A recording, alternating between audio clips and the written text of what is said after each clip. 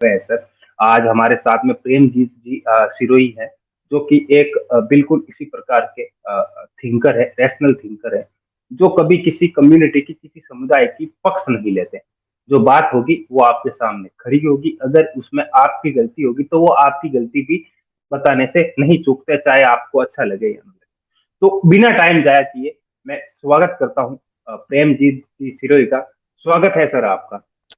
जी sir, सभी लोगों को नमस्कार। जी। तो प्रेमजीत जी, जो दर्शक आज हमारे हमको देख रहे हैं या आगे जाकर जो देखेंगे, उन लोगों के लिए आप अपना परिचय अपने शब्दों में इनके सामने रखें। जी, मेरा नाम जैसे कि उन्होंने बताया प्रेमजीत सिरोही मेरा नाम है। और यूनिवर्सल लाइफ मैनेजमेंट एक एनजीओ है जो अभी पिछले साल ही जनवरी में जिसका रजिस्ट्रेशन हुआ है। और उस एनजीओ के तहत एक एक ऐसी पूरी व्यवस्था है जो इन सारे डरों को, इन सारी परेशानियों को दूर करने के लिए लिखी गई है, जिसका नाम है संपूर्ण समाधान। जिसमें कि अभी जो सर हैं वो बता रहे थे कि सिविल वार हो सकती है। उसके कई कारण हैं, जिनमें से कुछ एक कम्युनिटी में भी हैं, और उसको ऐसा रोका जा सकता है कि कोई जो कॉमन लोग हैं, जो इन चीजों को समझते हैं, न्यूट्रल लोग हैं, वो इन चीजों को ठीक कर सकते हैं या इसमें अपनी एक भूमिका निभा सकते हैं। तो मैं उसी तरह के लोगों में से एक आदमी हूँ। और मेरा जो पक्ष है वो इस बात के लिए है कि पूरी दुनिया के लिए, पूरे वर्ल्ड में जितने भी सब लोग रहते हैं, सब कैसे अधिक से अधिक सुखी हो सके और उनके जो दुख है वो कम से कम हो सके, अधिक से अधिक कम हो सके या बिल्कुल खत्म हो सके। इसी बात के लिए मैंने एक व्यवस्था लिखी है, और उस व्यवस्था का नाम है संपूर्ण समाधान। तो आगे जब चर्चा चलेगी तो उसके बारे में जगह जगह पर आपको बात जानने को मिलेगी। और ज्यादा जानने के लिए आप उस बुक को पढ़ सकते हैं। वो फ्री में पीडीएफ और ऑडियो में आपको उपलब्ध रहती है।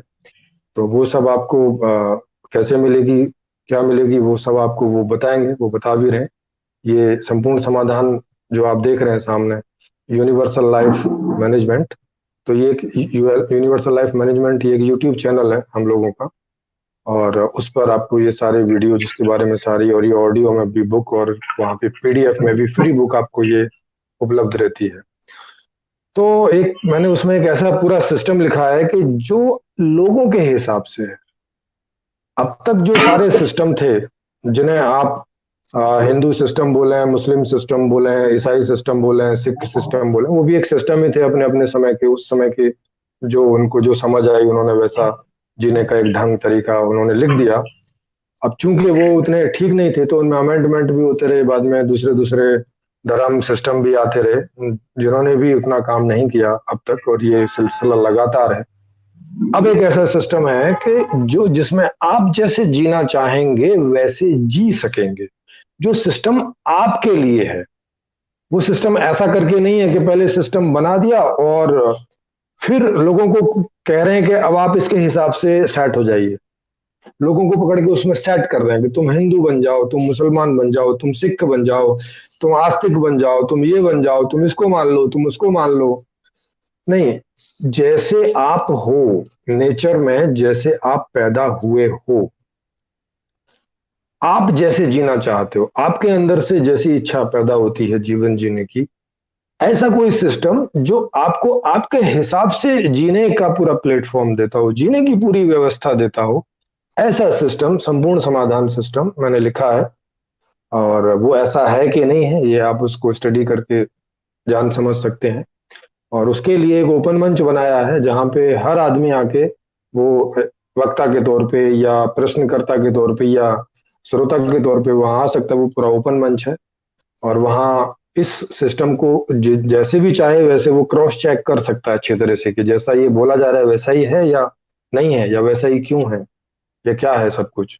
तो ये मेरा शॉर्ट में इंट्रोडक्शन है। मैं दिल्ली में रहता हूँ और ज्यादातर घूमता रहता हूँ, क्योंकि ये काम ही ऐसा है कि इसमें जगह जगह जाना होता है, जगह जगह मीटिंग्स होती रहती हैं। कई देशों में ये काम स्टार्ट हो चुका है, जैसे रशिया में चल रहा है, पाकिस्तान में भी कुछ एक हिस्से में इसको लोग पढ़ रहे हैं, समझ रहे हैं। और ऑस्ट्रेलिया में भी अब ये श्री जो प्रोफेसर उत्पल सर जी हैं वो अ, वहाँ पे इसको जान समझ रहे हैं पूरी तरह से, और ऐसा लग रहा है कि वहाँ पर भी ये शुरू हो जाएगा। तो ये इस तरह से जगह जगह इस पर चल रहा है, अलग अलग भाषाओं में ये बुक ट्रांसलेट हो रही है।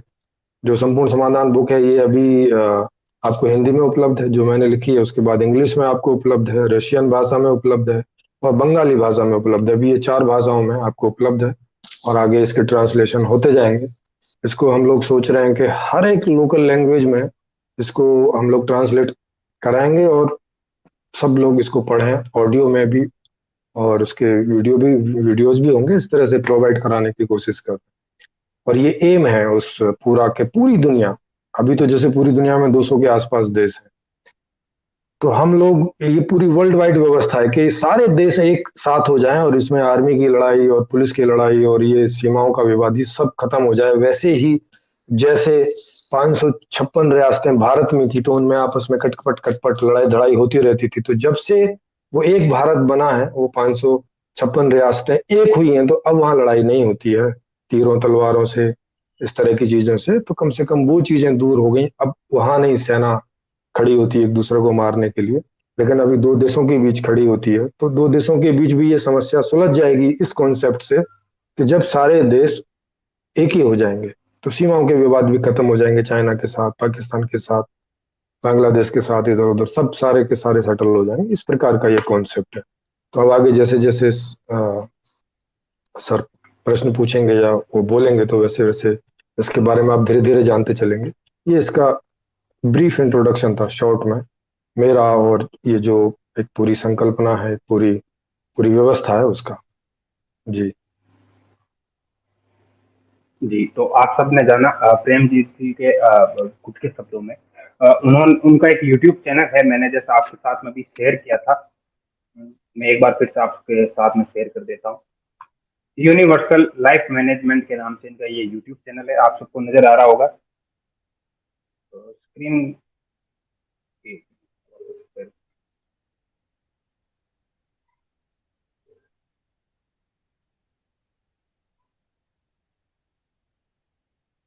स्क्रीन पे दिखाई दे रहा है सर आपको?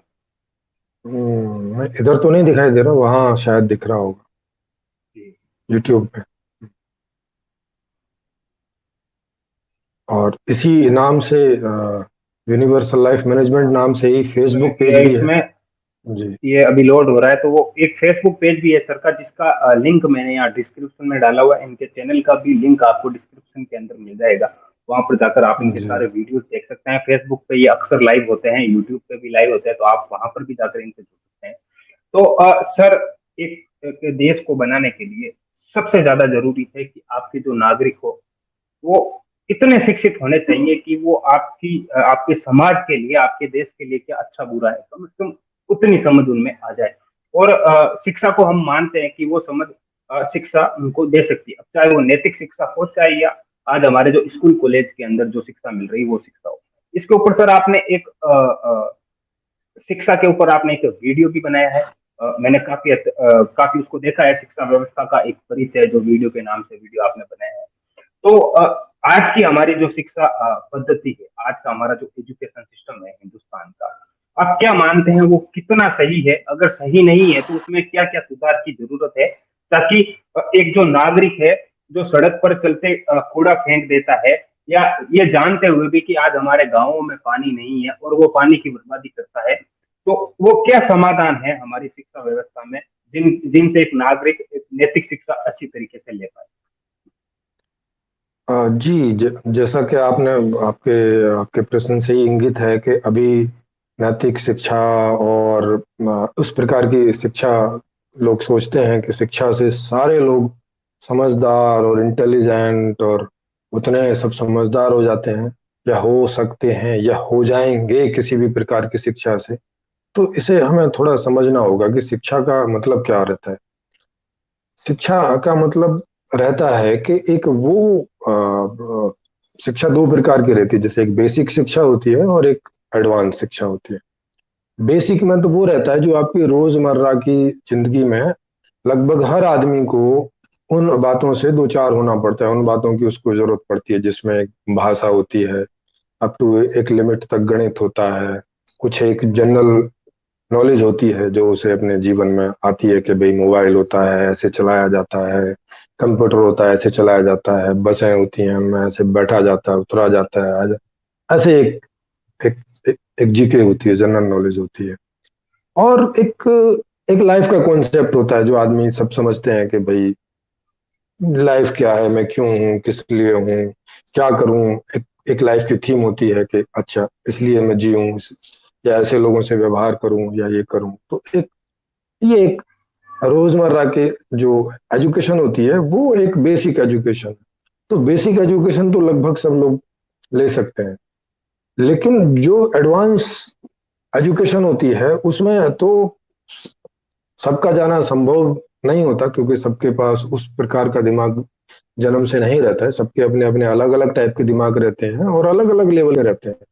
जैसे शारीरिक ताकत के भी लेवल होते हैं अलग अलग अलग अलग अलग, कोई कमजोर होता है, कोई थोड़ा उससे ज्यादा पहलवान, कोई और थोड़ा ज्यादा पहलवान। ऐसे एक आपको एक ऐसे एक ग्राफ मिलेगा आदमियों में, लोगों में, और सभी जीवों में मिलेगा। ऐसा नहीं कि ये केवल आदमियों में। और तो वैसे ही बुद्धि के लेवल भी जो है उसमें आपको ऐसे ग्राफ मिल जाएगा कि बहुत कम बुद्धि वाले आदमी, फिर उससे थोड़ी ज्यादा, फिर उससे थोड़ी ज्यादा, फिर उससे थोड़ी ज्यादा, और ऐसे भी मिलेंगे जिसमें बहुत बुद्धि ज्यादा होती है।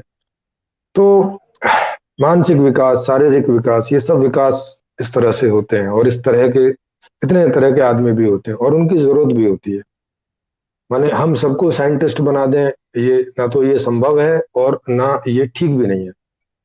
ठीक यूं करके नहीं है कि समाज में हमें हर प्रकार की चीजों की जरूरत पड़ती है। हमें खेती के प्रोडक्ट भी चाहिए होते हैं, हमें जो बहुत सारे प्रोडक्शन है जिसमें बहुत विभिन्न प्रकार की सर्विसेज की जरूरत पड़ती है। अगर वो सब नहीं होगी तो वो सब प्रोडक्ट्स नहीं तैयार होंगे, तो नहीं नहीं हमें मिलेगा। तो हमें साइंटिस्ट भी चाहिए, हमें इंजीनियर भी चाहिए, हमें डॉक्टर भी चाहिए, हमें लेबर भी चाहिए, हमें सब कुछ चाहिए होता है। और प्रकृति में हम देखेंगे कि ये नेचुरली हर प्रकार के लेवल, दिमाग के लेवल के लोग पैदा होते ही हैं, बाई बर्थ ऐसा होता ही है। तो होना क्या चाहिए शिक्षा में, कि लोगों के हिसाब से, उनके इंटरेस्ट के हिसाब से, माने बच्चों के इंटरेस्ट के हिसाब से एजुकेशन होनी चाहिए। कि जो एक कॉमन एजुकेशन है, जो एक बेसिक एजुकेशन है, वो तो सबको मिले क्योंकि वो सबके काम की है। लेकिन इसके अलावा जितनी भी एडवांस एजुकेशन है, वो चाहे जॉब बेस हो और चाहे वो रिसर्च बेस हो, वो सारी की सारी वो उनके इंटरेस्ट के आधार पे हो। कि जो आदमी जिस इंटरेस्ट वाला है, कोई खेती के इंटरेस्ट वाला है, खेती करने वाला है, खेती में भी पर्टिकुलर जो काम का उसको इंटरेस्ट है, तो उसे उसकी भरपूर नॉलेज मिले।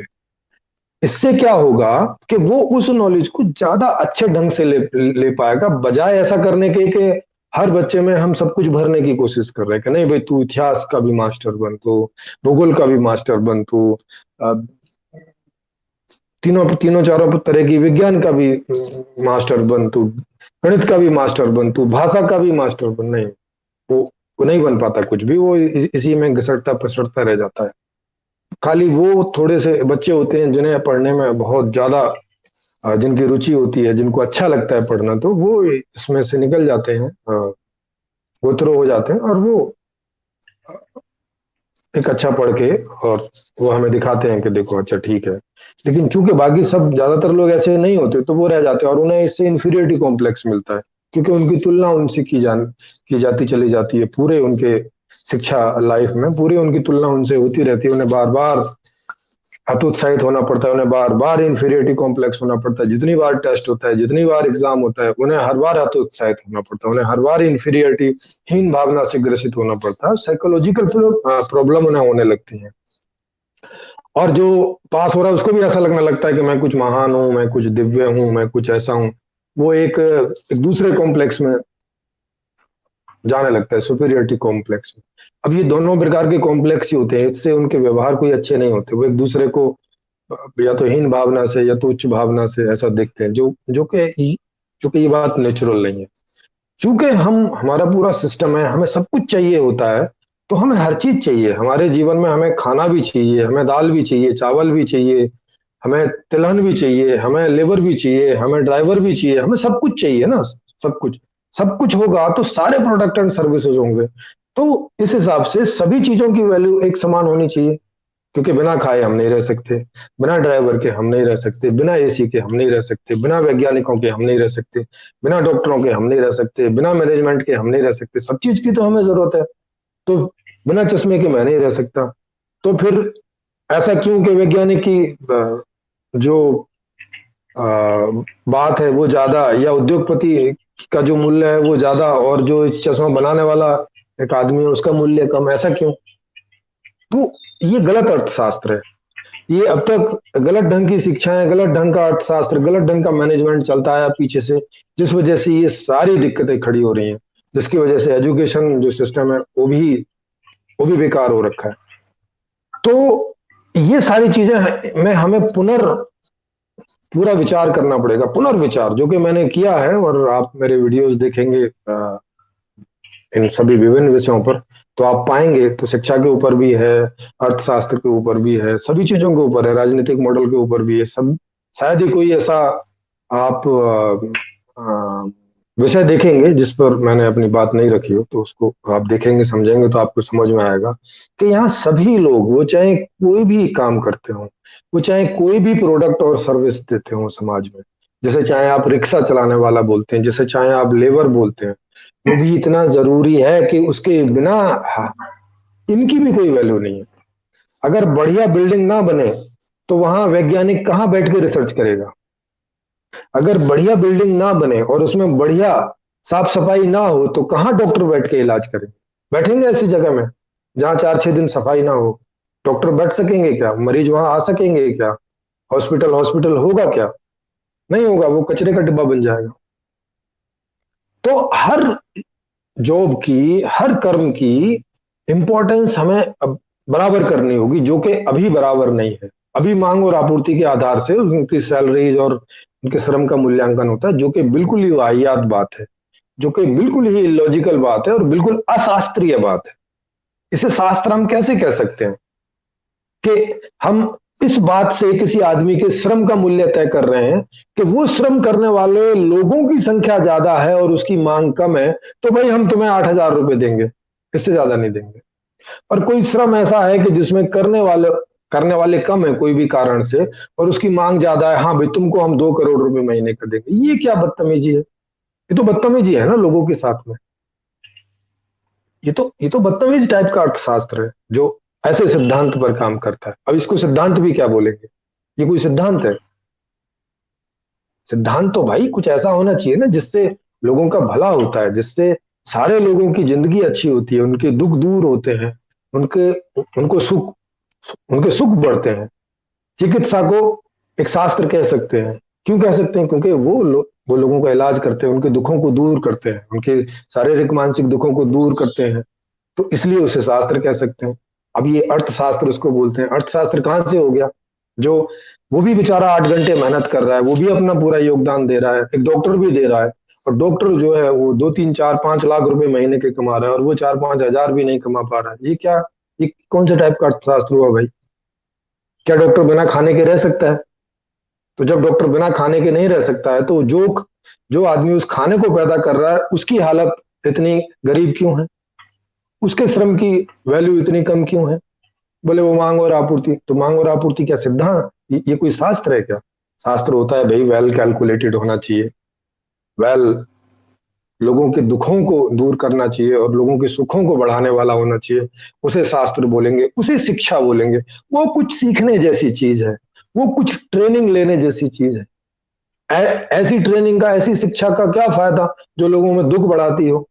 अब उदाहरण के लिए देखिए अर्थशास्त्र में, आपको समझ में आएगा कि इसमें कितनी बड़ी प्रॉब्लम है, और इस प्रॉब्लम की वजह से आपकी जितनी सारी प्रॉब्लम आ रखी है वो सब इसी की वजह से आ रखी है। आप देखेंगे मूल में क्या है कि आप जब बाजार जाते हैं तो कोई भी बाजार में मांग करने के लिए आपके पास पैसा होना चाहिए।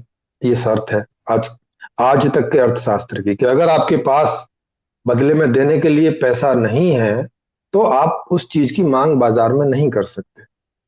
जब आप बाजार में मांग नहीं कर सकते तो क्या होता है कि मांग उस चीज का प्रोडक्शन नहीं करता, क्योंकि बाजार तो भाई मांग के हिसाब से ही आगे काम करेगा ना। मांग होगी तब तो काम करेगा, मांग नहीं होगी तो फिर वो बना के रख के क्या करेगा? उसका लॉस हो जाएगा। तो मांग नहीं है तो बाजार उस चीज का प्रोडक्शन नहीं करता, थोड़ी मांग है तो थोड़ा प्रोडक्शन करता है। अब थोड़ा प्रोडक्शन करता है तो थोड़े प्रोडक्शन को करने के लिए थोड़े लेबर की जरूरत पड़ती है, माने थोड़े श्रमिकों की, कार्मिकों की जरूरत पड़ती है। अब थोड़े लोगों की जरूरत पड़ेगी तो थोड़ा ही रोजगार पैदा होगा।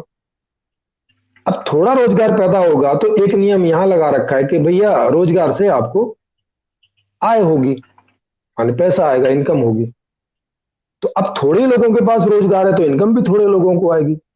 अब उसमें भी कम सैलरी वाले लोग ज्यादा हैं और ज्यादा सैलरी वाले लोग कम हैं, तो कुल मिला के वही लोग मांग करेंगे और उन्हीं की पूर्ति होगी, वही लोग मांग करेंगे और उन्हीं की पूर्ति होगी। जो जिसकी जितनी कम सैलरी होगी या जिसके पास रोजगार नहीं होगा वो मांग कर नहीं पाएगा, वो तो उधार उधार में या वो जो सरकार से फ्री वाली स्कीमें चलती रहती है उनके सहारे जिंदा रहेगा, या भीख मांगेगा, या चोरी करेगा, या बैंक लूटेगा, या किसी को उधार लेके देगा नहीं, या शर्म आएगी तो सुसाइड करेगा। यही सब चीजें शुरू होंगी ना, सारे सारे जो अपराध है वो सब शुरू हो जाएंगे। और वो सारे सबके सब पैसे के लिए होते हैं, फिरौती हो, मर्डर हो, धोखाधड़ी हो, हम्म जितनी चिटफंड वाली सब चीजें चल रही, काहे के लिए चल रही है? पैसे के चक्कर में, कि वो जैसे करके दूसरे को बेवकूफ बना के पैसा इकट्ठा करके और भाग जाए।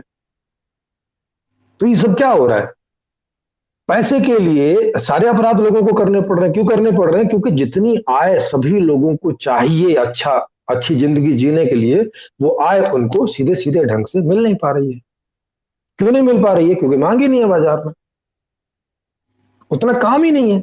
क्योंकि मांग नहीं है तो उतना काम नहीं है, तो काम नहीं है तो पैसा नहीं है, पैसा नहीं है तो फिर से मांग नहीं है। तो अब क्या हो गया कि मांग जो है वो काम को दबा रही है, माने काम पैदा नहीं होने दे रही है, और काम पैदा नहीं हो रहा है माने आय नहीं हो रही है तो मांग नहीं बढ़ रही है। तो ये दोनों ही नियम एक दूसरे को दबा रहे हैं और एक दूसरे को मिनिमाइज करके रखते हैं। मांग बिना पैसे के नहीं हो सकती, ये मिनिमाइज करके रखता है कि रोजगार कम से कम होगा, और रोजगार कम से कम होगा ये मिनिमाइज करके रखता है कि मांग कम से कम होगी। तो ये अपने आप को मिनिमम मिनिमम पे करके रखते हैं। तो अब तक की जो अर्थशास्त्र की व्यवस्था है हमारे पास पूरी दुनिया में, वो मिनिमम वाली है, मैक्सिमम वाली नहीं है। वो मिनिमम वाली है और मिनिमम लोगों के हित के लिए है, और मिनिमम लोगों को वो ऐसा अधिकार देती है कि भाई तुम अच्छे से जी सकते हो। जैसे उदाहरण के लिए ऑक्सफैम की रिपोर्ट है जो बोलती है कि भारत में 73% जो इनकम है, आय है हर साल, वो 1% आदमी की जेब में जाती है। माने इतना मिनिमाइज है कि ये जो 1% है, या इसको और थोड़ा सा बढ़ा दें तो 10% कर दें, तो ये जो 10% लोग हैं ऊपर के, जिनके पास ज्यादा धन संपत्ति है, केवल उनको अधिकार है कि वो जो चाहे मांग कर सकते हैं बाजार में, क्योंकि उनके पास बदले में देने को पैसा है। बस वो मांग कर सकते हैं, वो मजे में रहते हैं। उनके नीचे बाकी जितने भी 90% हैं, उसमें से जितना जितना नीचे आप जाते जाओगे उतना गरीबी बढ़ती जाती है और उनकी मांग कम होती चली जाती है। तो जब मांग ही नहीं हो रही है तो फिर ऐसे अर्थशास्त्र का क्या फायदा? ये अर्थशास्त्र हमने अडॉप्ट क्यों कर रखा है? ऐसा जंगली टाइप का गमारू अर्थशास्त्र। और इसको गमारू क्यों बोल रहा हूं? क्योंकि ये कबीलाई सिस्टम से आया। जब दिमाग नहीं होता था, जब लोग जंगल में रहते थे, तो वो ऐसे ही लेन देन करते थे। बार्टर सिस्टम होता था ना, कि ले वो एक चीज तुम ले लो और बदले में हमें कुछ दे दो, अदला बदली करते थे। तो ये जंगली अर्थशास्त्र है, ये बहुत ना समझी वाला अर्थशास्त्र है, इसमें कोई समझ वाली बात नहीं है। अभी तो ये सब बदलना चाहिए ना। अभी अर्थशास्त्र ऐसा होना चाहिए कि भाई आपको कोई लिमिटेशन ना हो मांग करने में, आपको जो चाहिए आप मांग कर लीजिए। तो मैंने जब इसकी जगह दूसरा सही वाला अर्थशास्त्र रखा, तो वो कैसा रखा उसको आप समझिए, उससे उससे आपको ये सारा मामला सुलझता हुआ सा नजर आएगा। कि मैंने मांग में से पैसा हटा दिया कि आपको जो मांग करनी है आप कर लीजिए, आपको जेब में पैसा देखने की जरूरत नहीं है मांग करते समय, आप मांग कर लीजिए आपको जो चाहिए। अब इससे क्या होगा?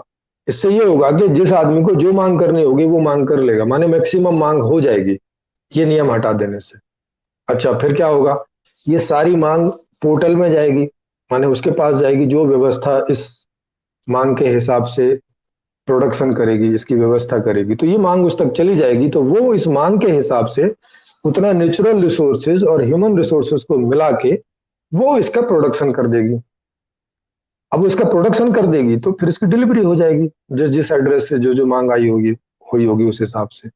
तो उधर से सैलरी हटा दी, क्योंकि अब आपको जब चीजें मांगने के लिए पैसे की जरूरत नहीं है तो सैलरी में भी पैसे की जरूरत नहीं, तो पैसा हटा दिया पूरा, इधर से भी उधर से भी, दोनों जगह से हटा दिया, क्योंकि दोनों नियम एक दूसरे को मिनिमाइज किए हुए थे, तो मैंने दोनों तरफ से हटा दिया क्या पैसे की जरूरत नहीं है। अब क्या होगा, अब ये होगा कि आपको जो चाहिए आप मांग कर लीजिए, और 25 से 50 साल के जो बीच के लोग हैं उन उनके ऊपर में एक नियम रहेगा कि आपको अपनी योग्यता और क्षमता और रुचि के आधार से कोई एक जॉब करना अनिवार्य होगा। रुचि ये सब आप बता देंगे सिस्टम को, और सिस्टम आपको आपकी रुचि के हिसाब से, एकदम रुचि के हिसाब से या उसके नियर बाई, जो भी आप फर्स्ट सेकंड थर्ड प्रायोरिटी बताएंगे अपनी प्रायोरिटी, उस आधार से वो आपको वो जॉब दे देगी, और मांग उस मांग के हिसाब से आपको उसमें 4-6 घंटे, जो भी 4-5 घंटे का काम होगा पर डे का, वो आप उस हिसाब से करते रहेंगे और वो प्रोडक्शन होता रहेगा, और वो जिसकी जो मांग है वो वहां तक पहुंचता रहेगा। ये एक सिंपल सा अर्थशास्त्र है। इसमें क्या होगा कि जितनी आपको मांग करनी है आप कर सकेंगे, और मांग के हिसाब से प्रोडक्शन हो सकेगा, और प्रोडक्शन के हिसाब से आपको डिलीवरी होती रहेगी। और यही किसी अर्थशास्त्र का उद्देश्य होता है कि उसके जितने भी नागरिक हैं, आज के जन्मे हुए बच्चे से लेके और आज के मरने वाले बूढ़े तक जितने भी हैं, उन सबको उनकी मांग के हिसाब से प्रोडक्शन कर सके, माने मांग को अरेंज कर सके, उसका प्रोडक्शन कर सके और उसकी डिलीवरी कर सके। यही किसी भी अर्थशास्त्र का उद्देश्य होता है। और जो अर्थशास्त्र इस उद्देश्य की पूर्ति नहीं करता उसे अर्थशास्त्र कहना दुर्भाग्यपूर्ण है, अज्ञानता है, नासमझी है, यही कहा जाएगा। तो अब आप समझिए कि जो वो गलत प्रकार का अर्थशास्त्र है उससे कितनी समस्याएं पैदा हो रही हैं।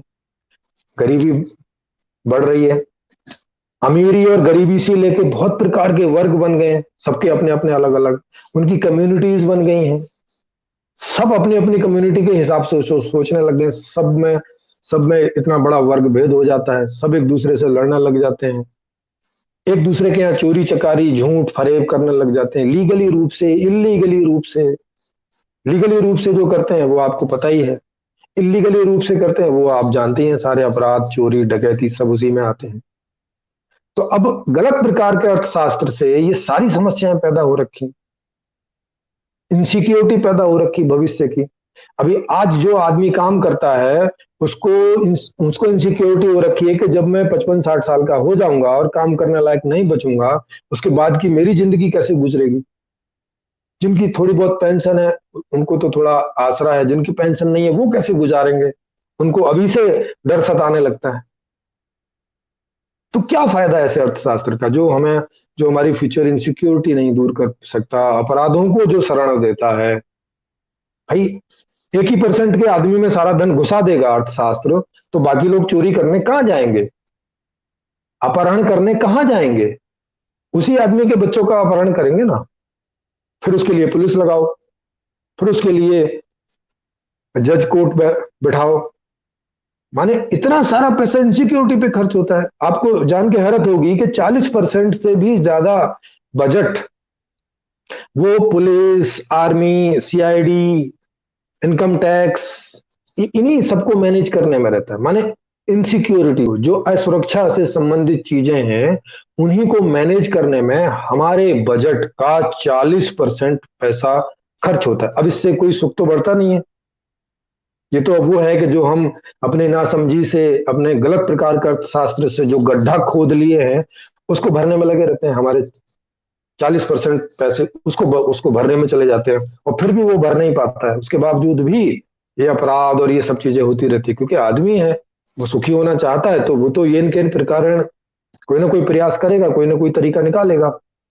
आप उसका एक तरीका रोकोगे वो दूसरा निकालेगा, दूसरा रोकोगे तीसरा निकालेगा, वो नियम ही बना लेंगे।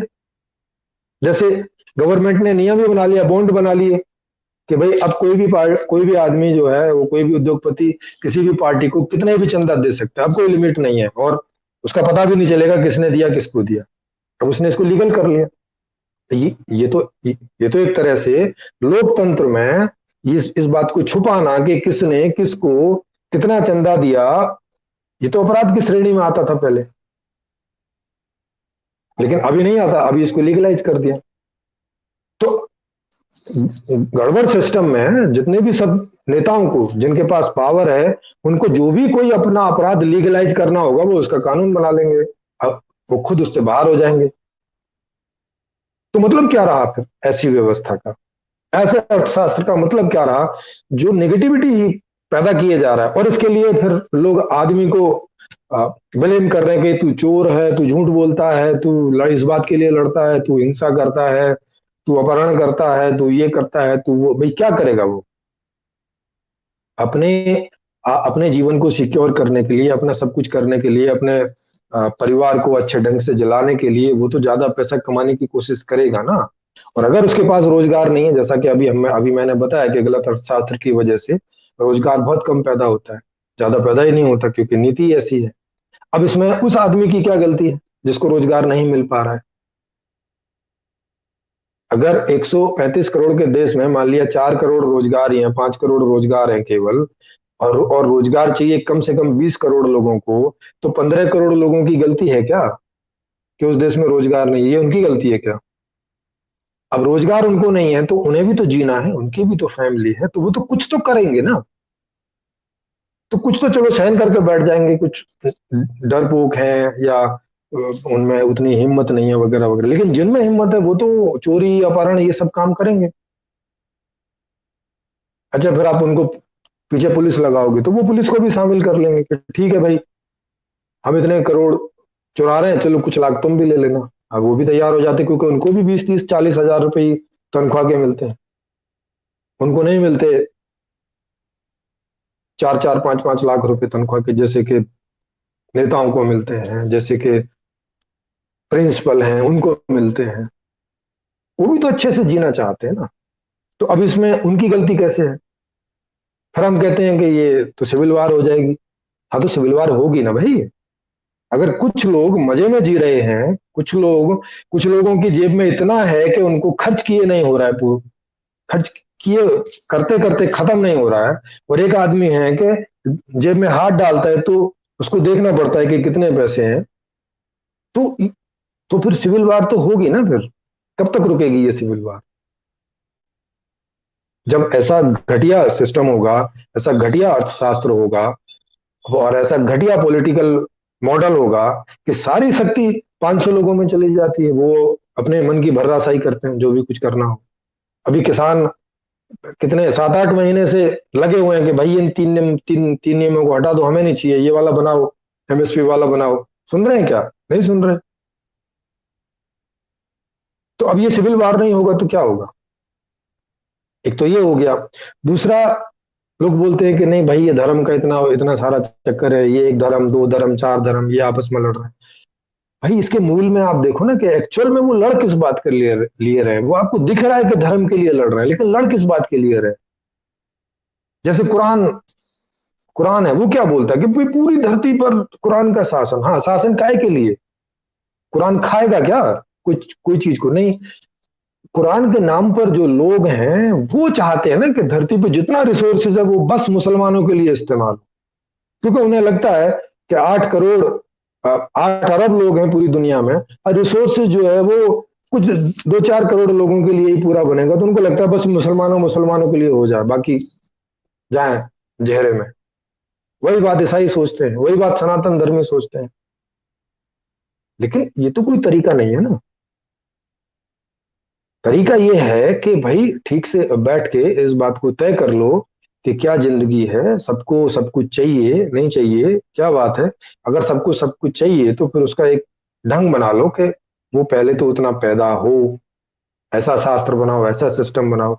तो ये जो संपूर्ण समाधान मैंने बनाया है वो एक ऐसा ही सिस्टम है कि जो पूरी दुनिया के लोगों को, 8 अरब के 8 अरब लोगों को, वो जैसी जिंदगी जीना चाहते हैं वैसी जिंदगी जी सकेंगे, जब जब जैसी जिंदगी जीना चाहते। कोई फ्यूचर इनसिक्योरिटी नहीं, उनको ये सोचने की जरूरत नहीं कि कल को उनका जीवन कैसे चलेगा, बुढ़ापे में उनकी लाठी कौन बनेगा ना। वहां सब फाइनेंशियली उसमें सब इंडिपेंडेंट रहेंगे उस व्यवस्था में। घर के अंदर भी बीवी है, पति है, बच्चे हैं, उनके माता पिता हैं, वो सब अलग अलग, जिनको जो चाहिए वो सिस्टम से मांग कर लेंगे। बीवी को जो चाहिए सीधे सिस्टम से मांग कर लेगी, पति को जो चाहिए सीधे सिस्टम से मांग कर लेंगे।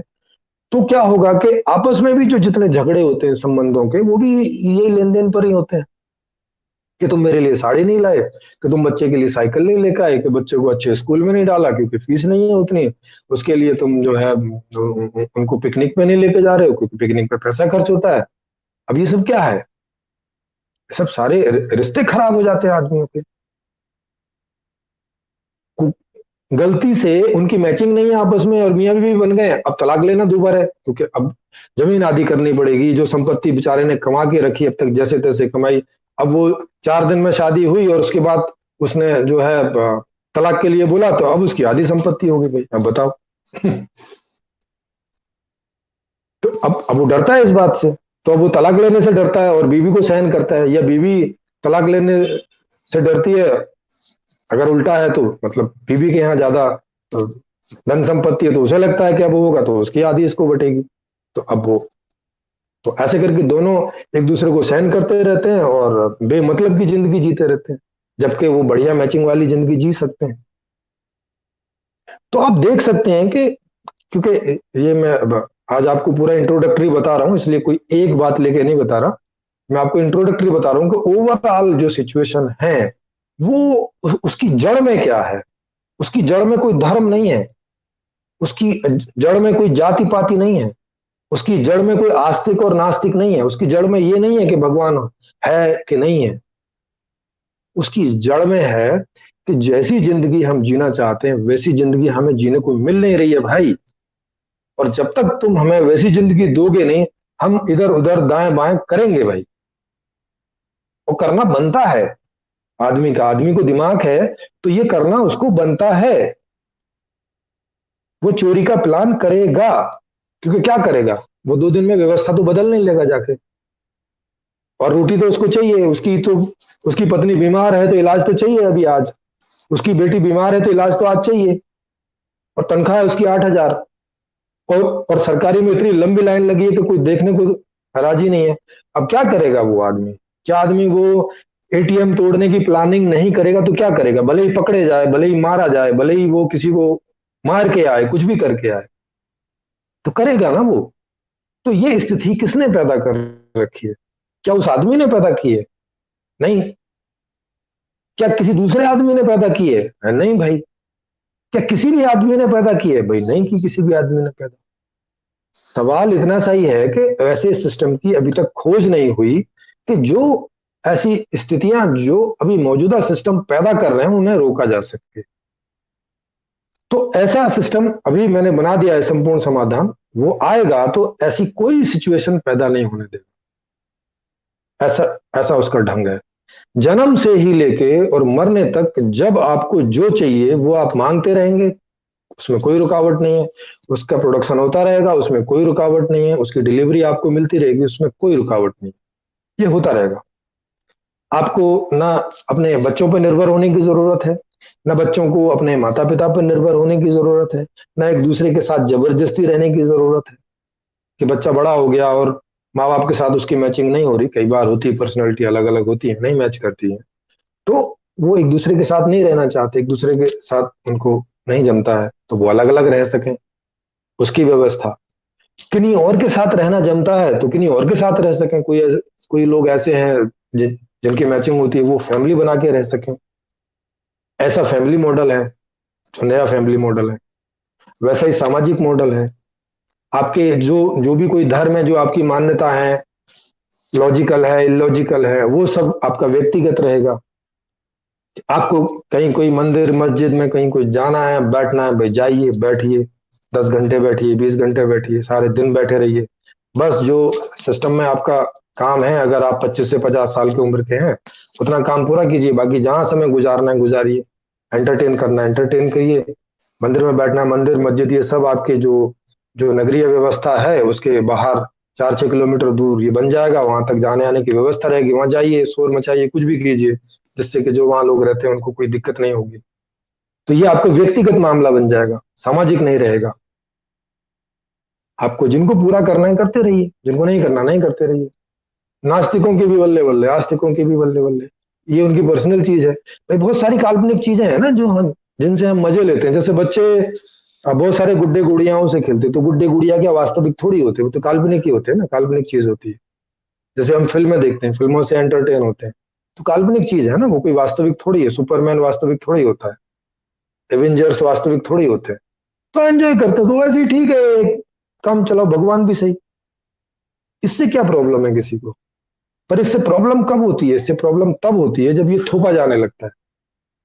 जब कोई कहने लगे आपको आके कि भाई ये आयरन मैन की मूवी तुमको देखनी पड़ेगी, नहीं देखोगे तो तुम काफिर कहलाओगे और तुम्हारी गर्दन काट देंगे, तब ये प्रॉब्लम बन जाती है। आपको देखनी है आयरन मैन, आप 10 दिन देखो, 20 दिन देखो, पूरी जिंदगी देखते रहो, कोई दिक्कत नहीं। तो लेकिन सर जी, जी आप एक बार कंप्लीट करें। हाँ, तो ये मैं आपको बता रहा था कि एक्चुअल में बहुत सारी ऐसी समस्याएं हैं जो एक्चुअल में समस्याएं जैसी दिखती हैं, मगर वो समस्याएं नहीं है। और कई सारी चीजें ऐसी हैं जो जो समस्या जैसी दिखती नहीं, मगर मूल में समस्या वही है। जैसे अर्थशास्त्र अभी तक किसी को दिखता नहीं कि ये समस्या है, या बहुत कम लोगों को दिखता है। असल में समस्या है व्यवस्था।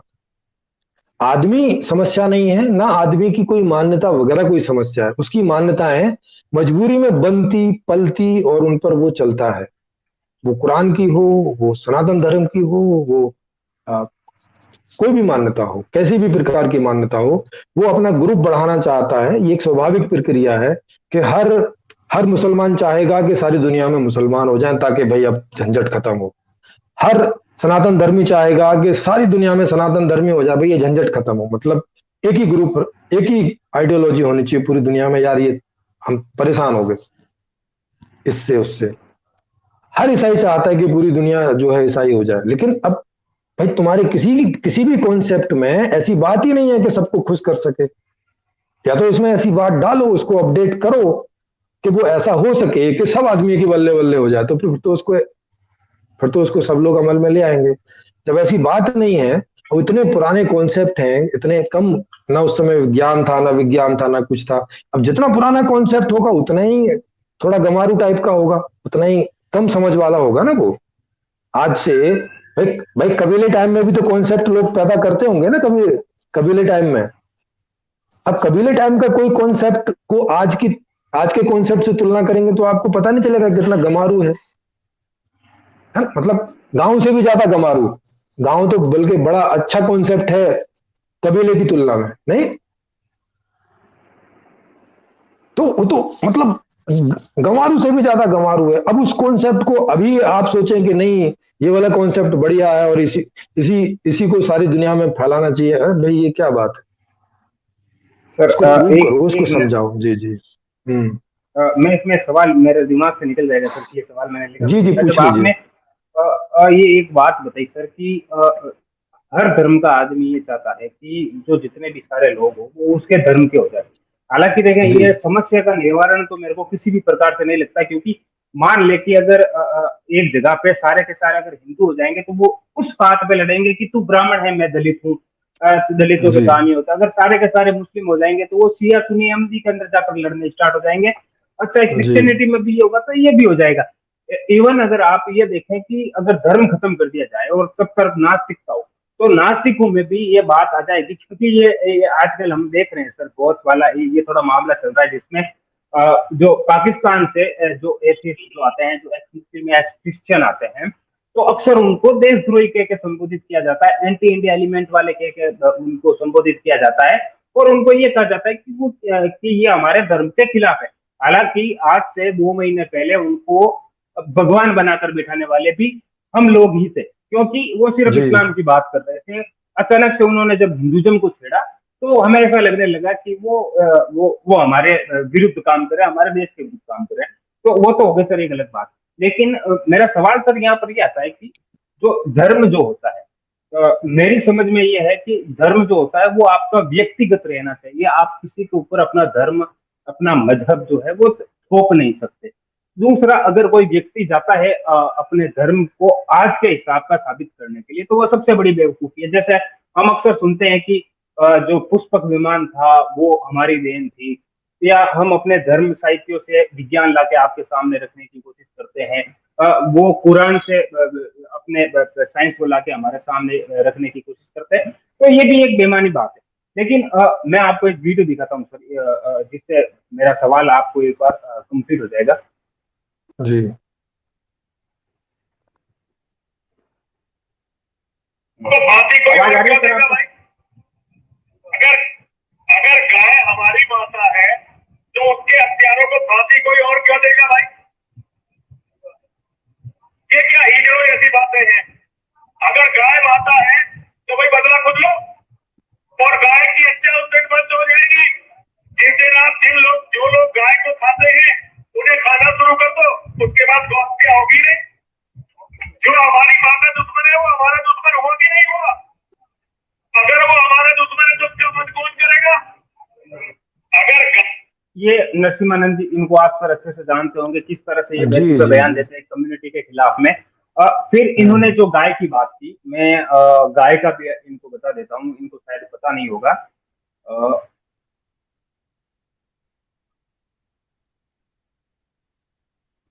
सिर्फ 1 मिनट सर, मेरे को 1 मिनट लगेगा वीडियो निकालने में।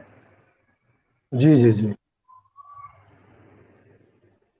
हाँ, आप आप तब तक निकाल लीजिए, मैं इनका कारण बता देता हूँ। हाँ, देखो तो मैं सवाल इसमें कंप्लीट कर देता हाँ हूँ सर इसमें।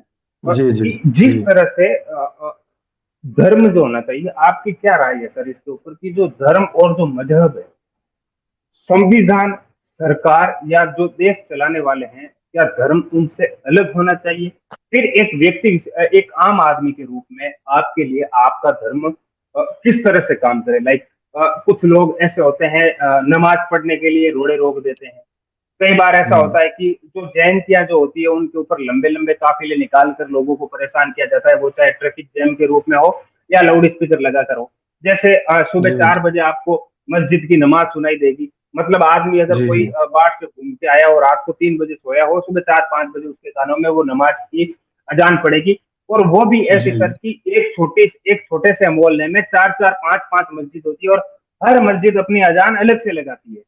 तो एक जी जी। आम आदमी के रूप में धर्म आपकी जिंदगी में कैसा होना चाहिए, और एक सरकार के लिए, एक राजा के लिए धर्म कैसा होना चाहिए?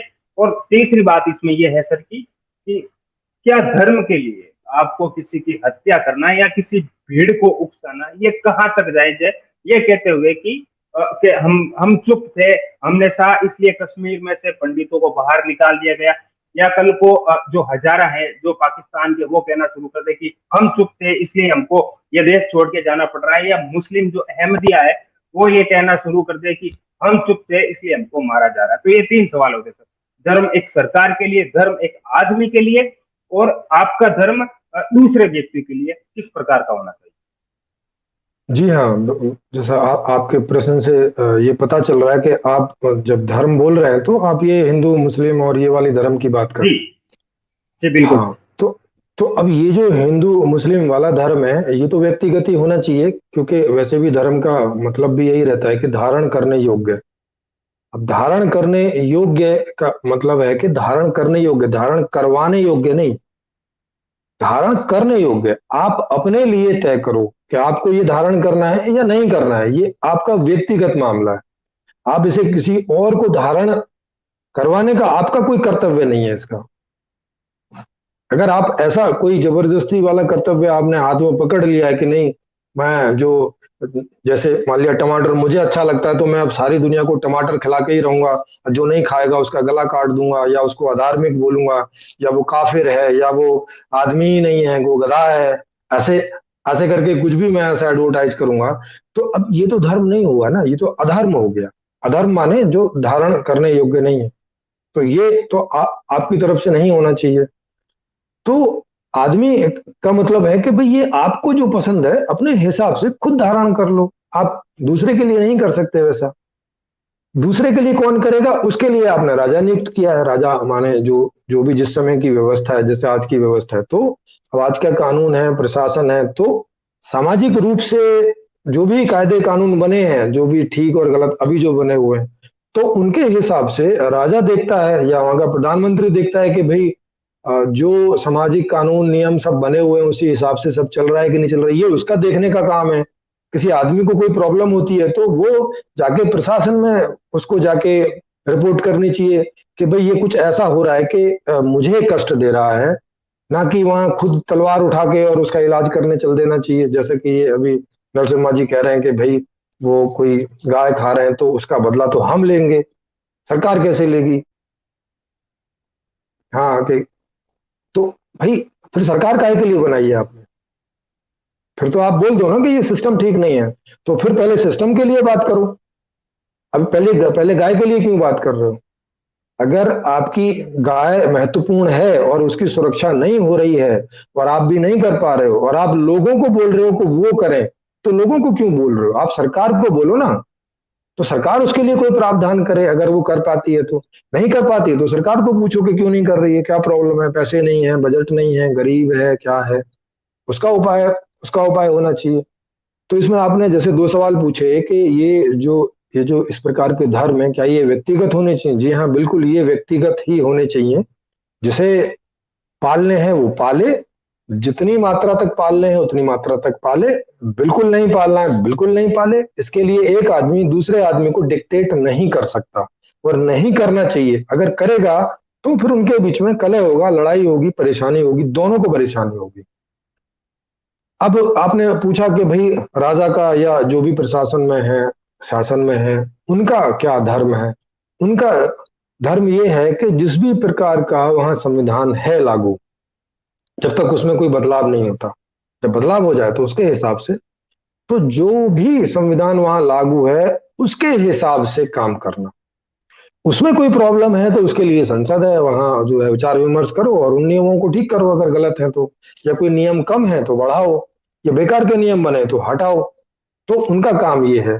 पर पर आपके इतने से सवाल से और मेरे इतने से जवाब से मामला हल नहीं हो जाता है। ये तो आप किसी को भी पूछेंगे, कोई भी आपको बता देगा कि ये जो धर्मों की बात है ये तो सब व्यक्तिगत है और राजा का या प्रधानमंत्री का या जहां राष्ट्रपति होता है उनका ये धर्म है। लेकिन ये होता तो नहीं है। आदमी हिंदू मुस्लिम सिख ये बात मानते नहीं है कि उनका धर्म व्यक्तिगत है, वो उसको सामाजिक मानने लग गए हैं। ये मानते हैं पहले से ही कि ये सामाजिक मुद्दा है, ये हमारे समाज का मुद्दा है, ये खाली व्यक्तिगत मुद्दा नहीं है। ये बात वो सुनते नहीं, ये बात उनको समझ में नहीं आती है। तो इसकी जड़ में क्या है, ऐसा वो सुनते क्यों नहीं है? ये जो बात आप लॉजिकल उनको बता रहे हैं या मैं अगर जाके बताऊं तो वो सुनेंगे नहीं। क्यों नहीं सुनेंगे? उसकी वजह हमें जाननी समझनी चाहिए। और ये कैसे सुन सकेंगे, उसके लिए क्या करना है वो हमें जानना समझना चाहिए, क्योंकि समाधान वो होगा, क्योंकि कारण का निराकरण होता है। क्योंकि ये बात तो सदियों से मैं और आप ही नहीं कह रहे, बहुत समय से कहते लोग चले आ रहे हैं कि भाई ये व्यक्तिगत होना चाहिए, ये व्यक्तिगत होना चाहिए, मगर हो नहीं रहा है। राजा का ये धर्म होना चाहिए, राजा को ऐसा होना चाहिए, राजा को वैसा होना चाहिए। ये बातें सभी धर्मों में भी लिखी हैं, दिन रात मीडिया में भी होती रहती हैं, लोग भी आपस में इनकी चर्चा करते रहते हैं। तो ऐसा तो है नहीं कि जो वहां प्रधानमंत्री बन के बैठा है उसको मालूम नहीं है। वो भी तो इन्हीं लोगों में से ही गया है ना। वो जब प्रधानमंत्री नहीं था तो वो भी यहाँ खड़े होके वैसी ही वाली बात करता था सारी। तो अब ऐसा तो है नहीं कि उसको मालूम नहीं, लेकिन वो वहां कर क्यों नहीं रहा है या कर क्यों नहीं पा रहा है? अगर करना भी चाह रहा है तो वहां क्या दिक्कत हो रही है? तो वहां वहां की दिक्कत मैं आपको बता रहा हूँ जी।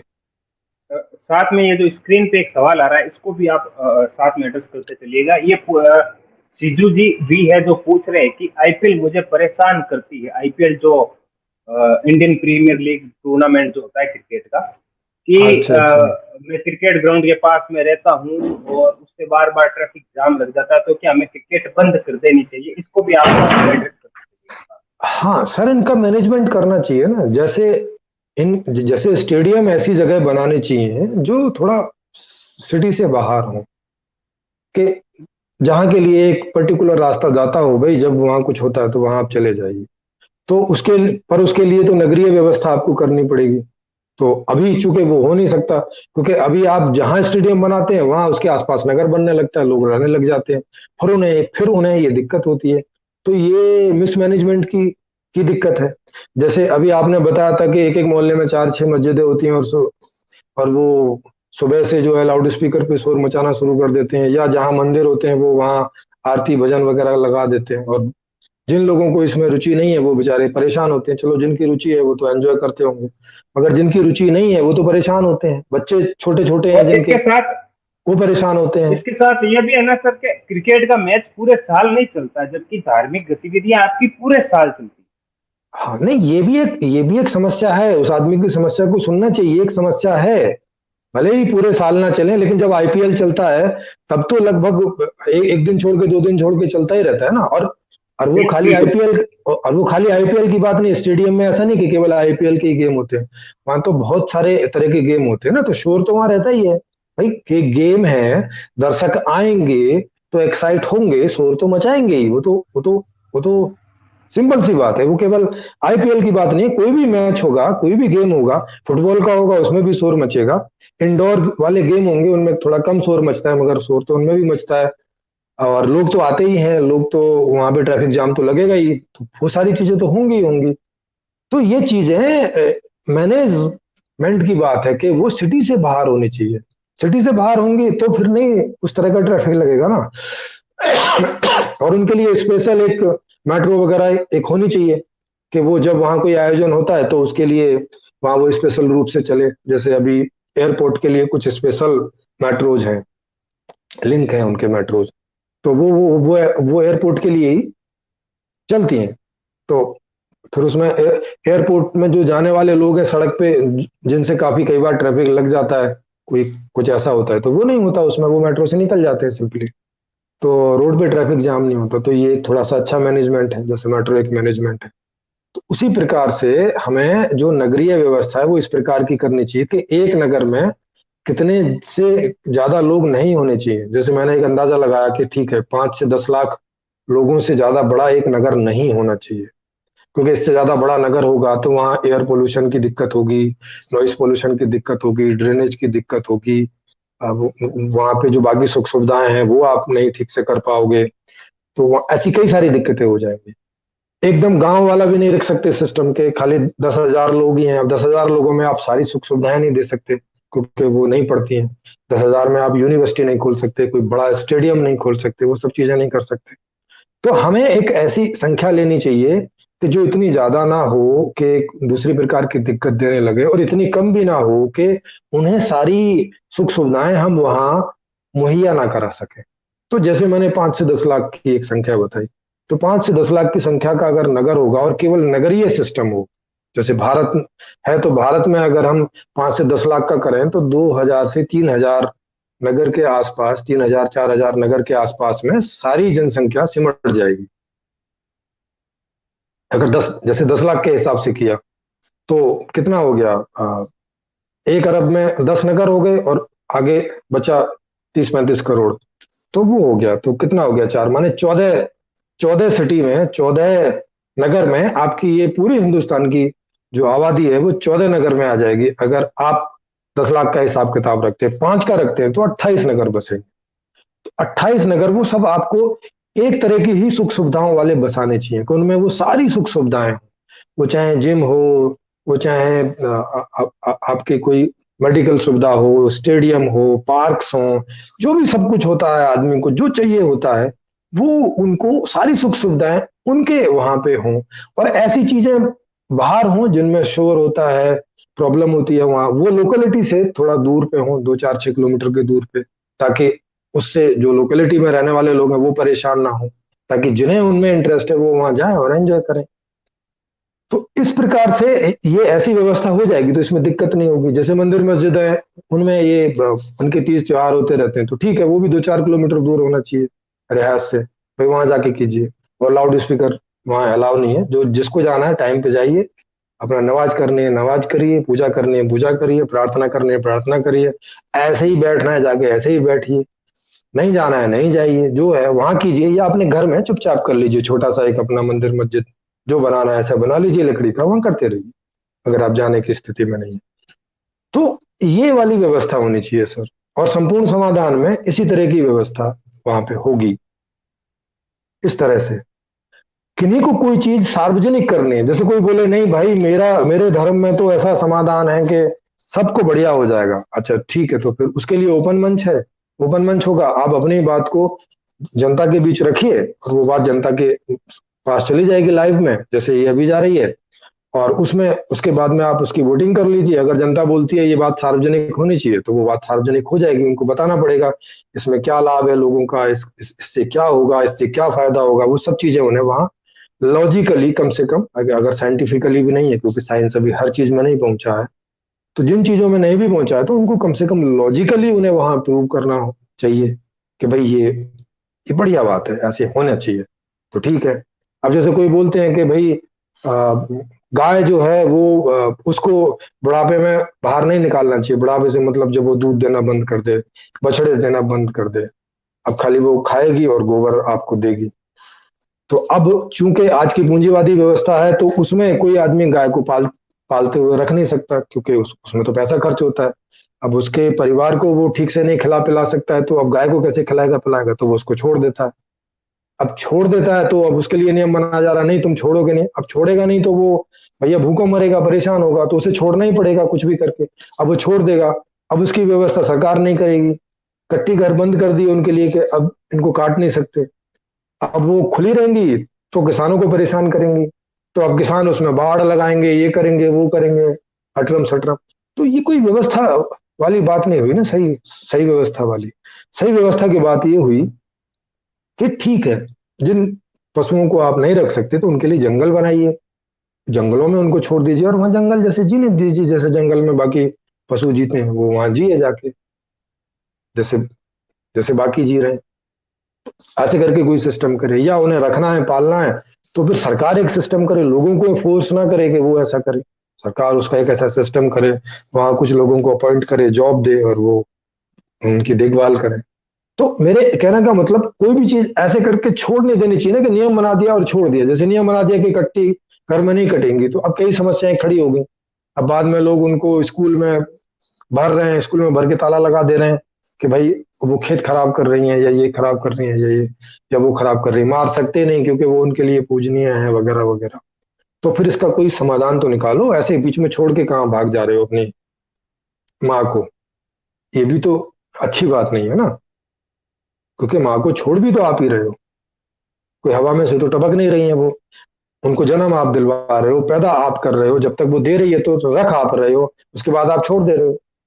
जैसे कई लोग तो माँ बाप को छोड़ देते हैं जब वो बूढ़े हो जाते हैं, तो जैसे वो खराब है वैसे ये खराब है।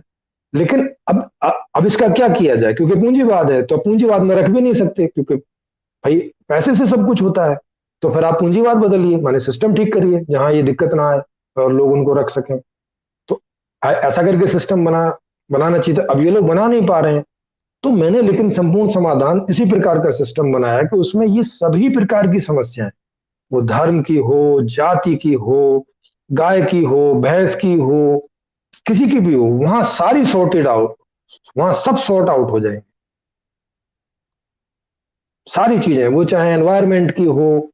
अब जैसे जाति वाला लीजिए, अगर जाति की समस्या होती तो जाति में तो बहुत सारे हैं ना, जाति में तो वैश्य भी आता है, जाति में तो क्षत्रिय भी आता है, ब्राह्मणों में भी आता है। अगर जाति समस्या होती तो ये क्यों नहीं रोते जातियों के लिए, कौन रोता है और किस नाम पे रोते हैं? वो इस नाम पे तो रोते कि हमारा शोषण हो रहा है। शोषण मतलब क्या, माने उन्हें जैसी जिंदगी चाहिए वैसी नहीं मिल पा रही है, इसलिए उन्हें जाति से समस्या हो रही है।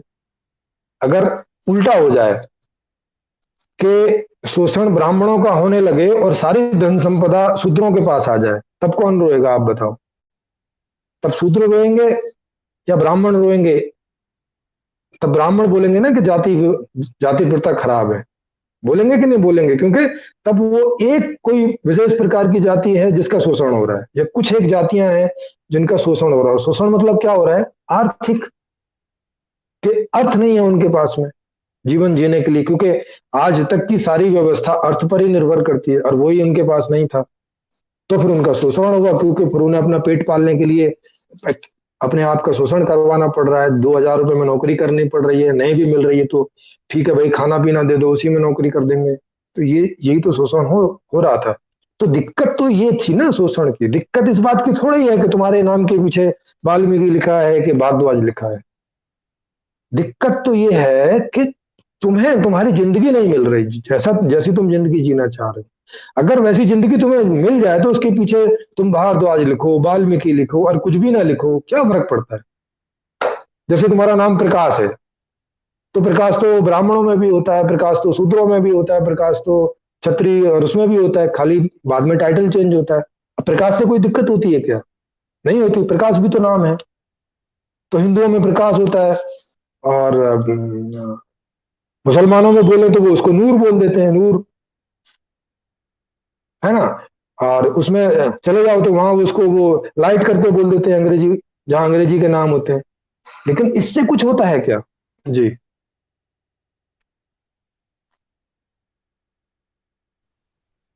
अभी जी, आप कुछ आपने कहना चाह रहे जैसे हैं? जी। जी एक वक्तव्य इसमें आपने एक बात जोड़ी कि जिस तरह से पहले दलितों का शोषण होता था, उसी तरह अगर आज ब्राह्मणों का शोषण होना या ऊंची जाति वालों का शोषण होना शुरू हो जाए तो क्या जी। होगा। और अक्सर हमारे हाँ। सुनने में ये बात आती है सर, रिजर्वेशन से लेकर जब रिजर्व आप किसी स्वर्ण जाति के व्यक्ति से बात करेंगे कि उसको मौके क्यों नहीं मिले, या फिर शिक्षा ले लो, नौकरी ले लो, जब भी वो बात करेगा कहेगा रिजर्वेशन के कारण वो पीछे है और रिजर्वेशन उनका एक तरह से शोषण है। तो क्या आप मानते हैं, क्या आप हमें मानना चाहिए कि रिजर्वेशन हमारा जो ऊंची जाति वाले लोग उनका शोषण है, या फिर रिजर्वेशन एक तरह का मौका है उन पिछड़े लोगों को जिनको सुख सुविधाएं नहीं मिल रही। हाँ बिल्कुल, ये उनके लिए मौका है और ये इनका इनका शोषण है। दोनों चीजें आप देखिए। मान लिया इस रिजर्वेशन को आप बढ़ा दीजिए, 80-85%, 90% कर दीजिए, क्योंकि उनकी संख्या 80-85% है, मतलब कम्युनिटी के आधार पे कर दीजिए। तो अब 80-85% हो जाएगा, तो इसको, ये जिनको वो मिलेगा वो उसको मौकों के तौर पे देखेंगे, और जिनको अभी मिल रहा है तब नहीं मिलेगा तो वो उसको अपने शोषण के तौर पर देखेंगे, तब वो बोलेंगे हम लुट गए, पिट गए, हमारा शोषण हो रहा है, वगैरह वगैरह। लेकिन समस्या तो इसी बात की है ना। इसका मतलब है कि अर्थ की बात है, मुख्य बात अर्थ की है, मुख्य बात जाति और धर्म की नहीं है। इसका मतलब ये है, पहले जो राजा एक दूसरे राजा को जाके अधिकार करते थे तो वो क्या करते थे, आखिर जमीन पर तो अधिकार करते थे ना। तो राजा को मार के क्या होता है, उसमें से कोई अचार थोड़ी निकलता है। मेन मामला तो संसाधन का है ना, मेन मामला तो धन संपदा का है। भाई मंदिर को लूटा तो काय के लिए लूटा? क्योंकि उसमें वहां धन संपदा थी। मान लो कि आप ऐसे मंदिर बनाओ जिनमें 2 रुपए भी नहीं रखते हो, तो कोई पागल है क्या जो मंदिरों को लूटने आएगा? कुछ मिलेगा ही नहीं वहीं वहां पे। तो लूटने किसको आए? मंदिर को नहीं, सोने को लूटने आए, धन को लूटने आए। मंदिर में क्या, मंदिर मंदिर को थोड़ी ना उठा के ले गए, उस जगह को भी नहीं उठा के ले गए, वो जगह भी वहां की वहां थी। लेकिन लूट के क्या ले गए? वहां जो धन रखा था, वहां जो सोना रखा था, या हीरे जवाहरात जिसको भी उस समय धन कहा जाता होगा, उसको लूट के ले गए ना। एक आदमी दूसरे आदमी को लूटता है तो क्या उसकी बाजू काट के लेके आता है? नहीं, उसके पास जो धन है उसको लूट के लेके आता है, उसका सोना लूट के लेके आता है, या कुछ भी जो जिसको भी आप धन धान्य बोल सकते हो, उसको लूट के लेके आता है।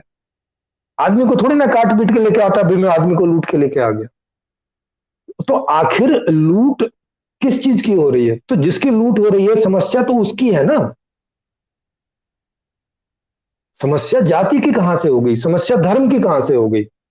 बल्कि जाति और धर्म भी जो इस समस्या, इसको समस्या बना के जो पेश किया जा रहा है, वो तो इसके नाम पे उनके अपने गोरख धंधे चल रहे हैं।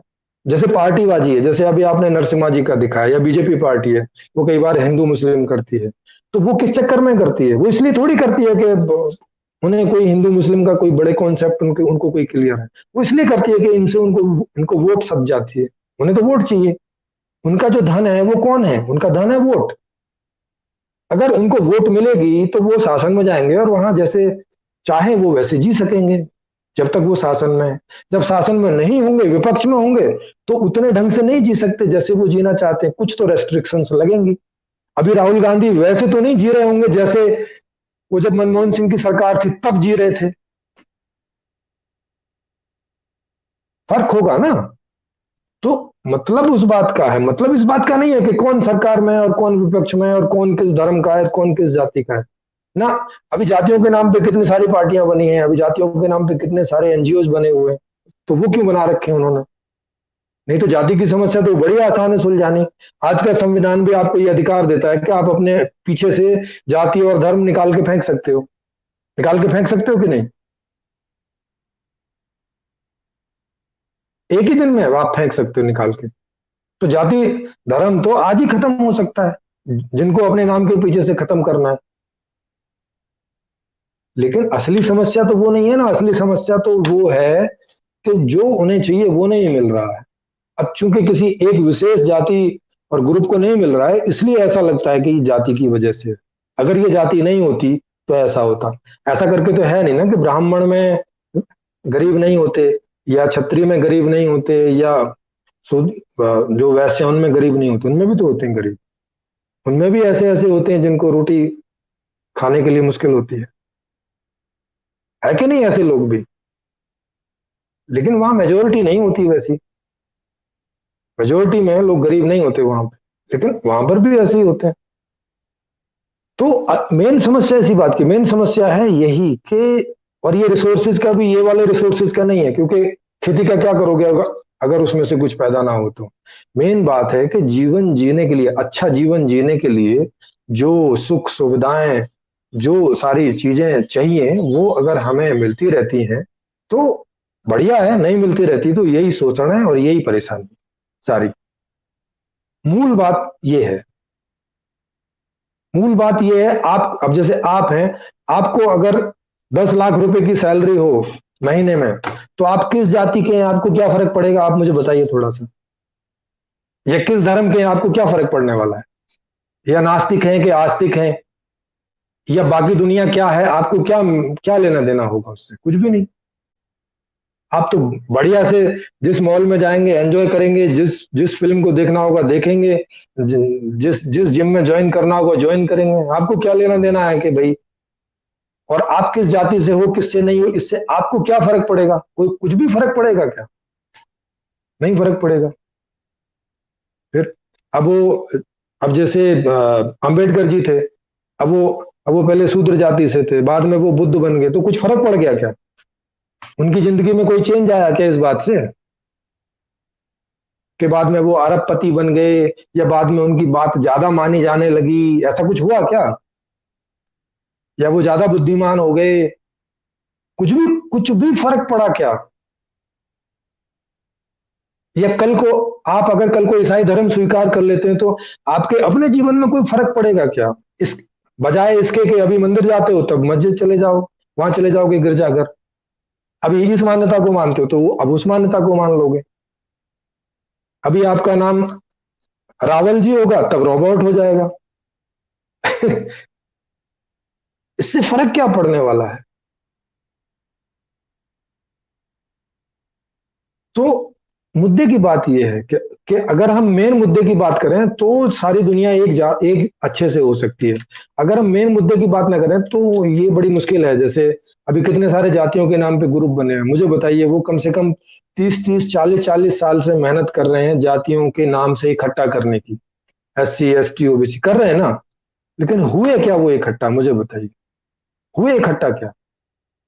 नहीं हुए।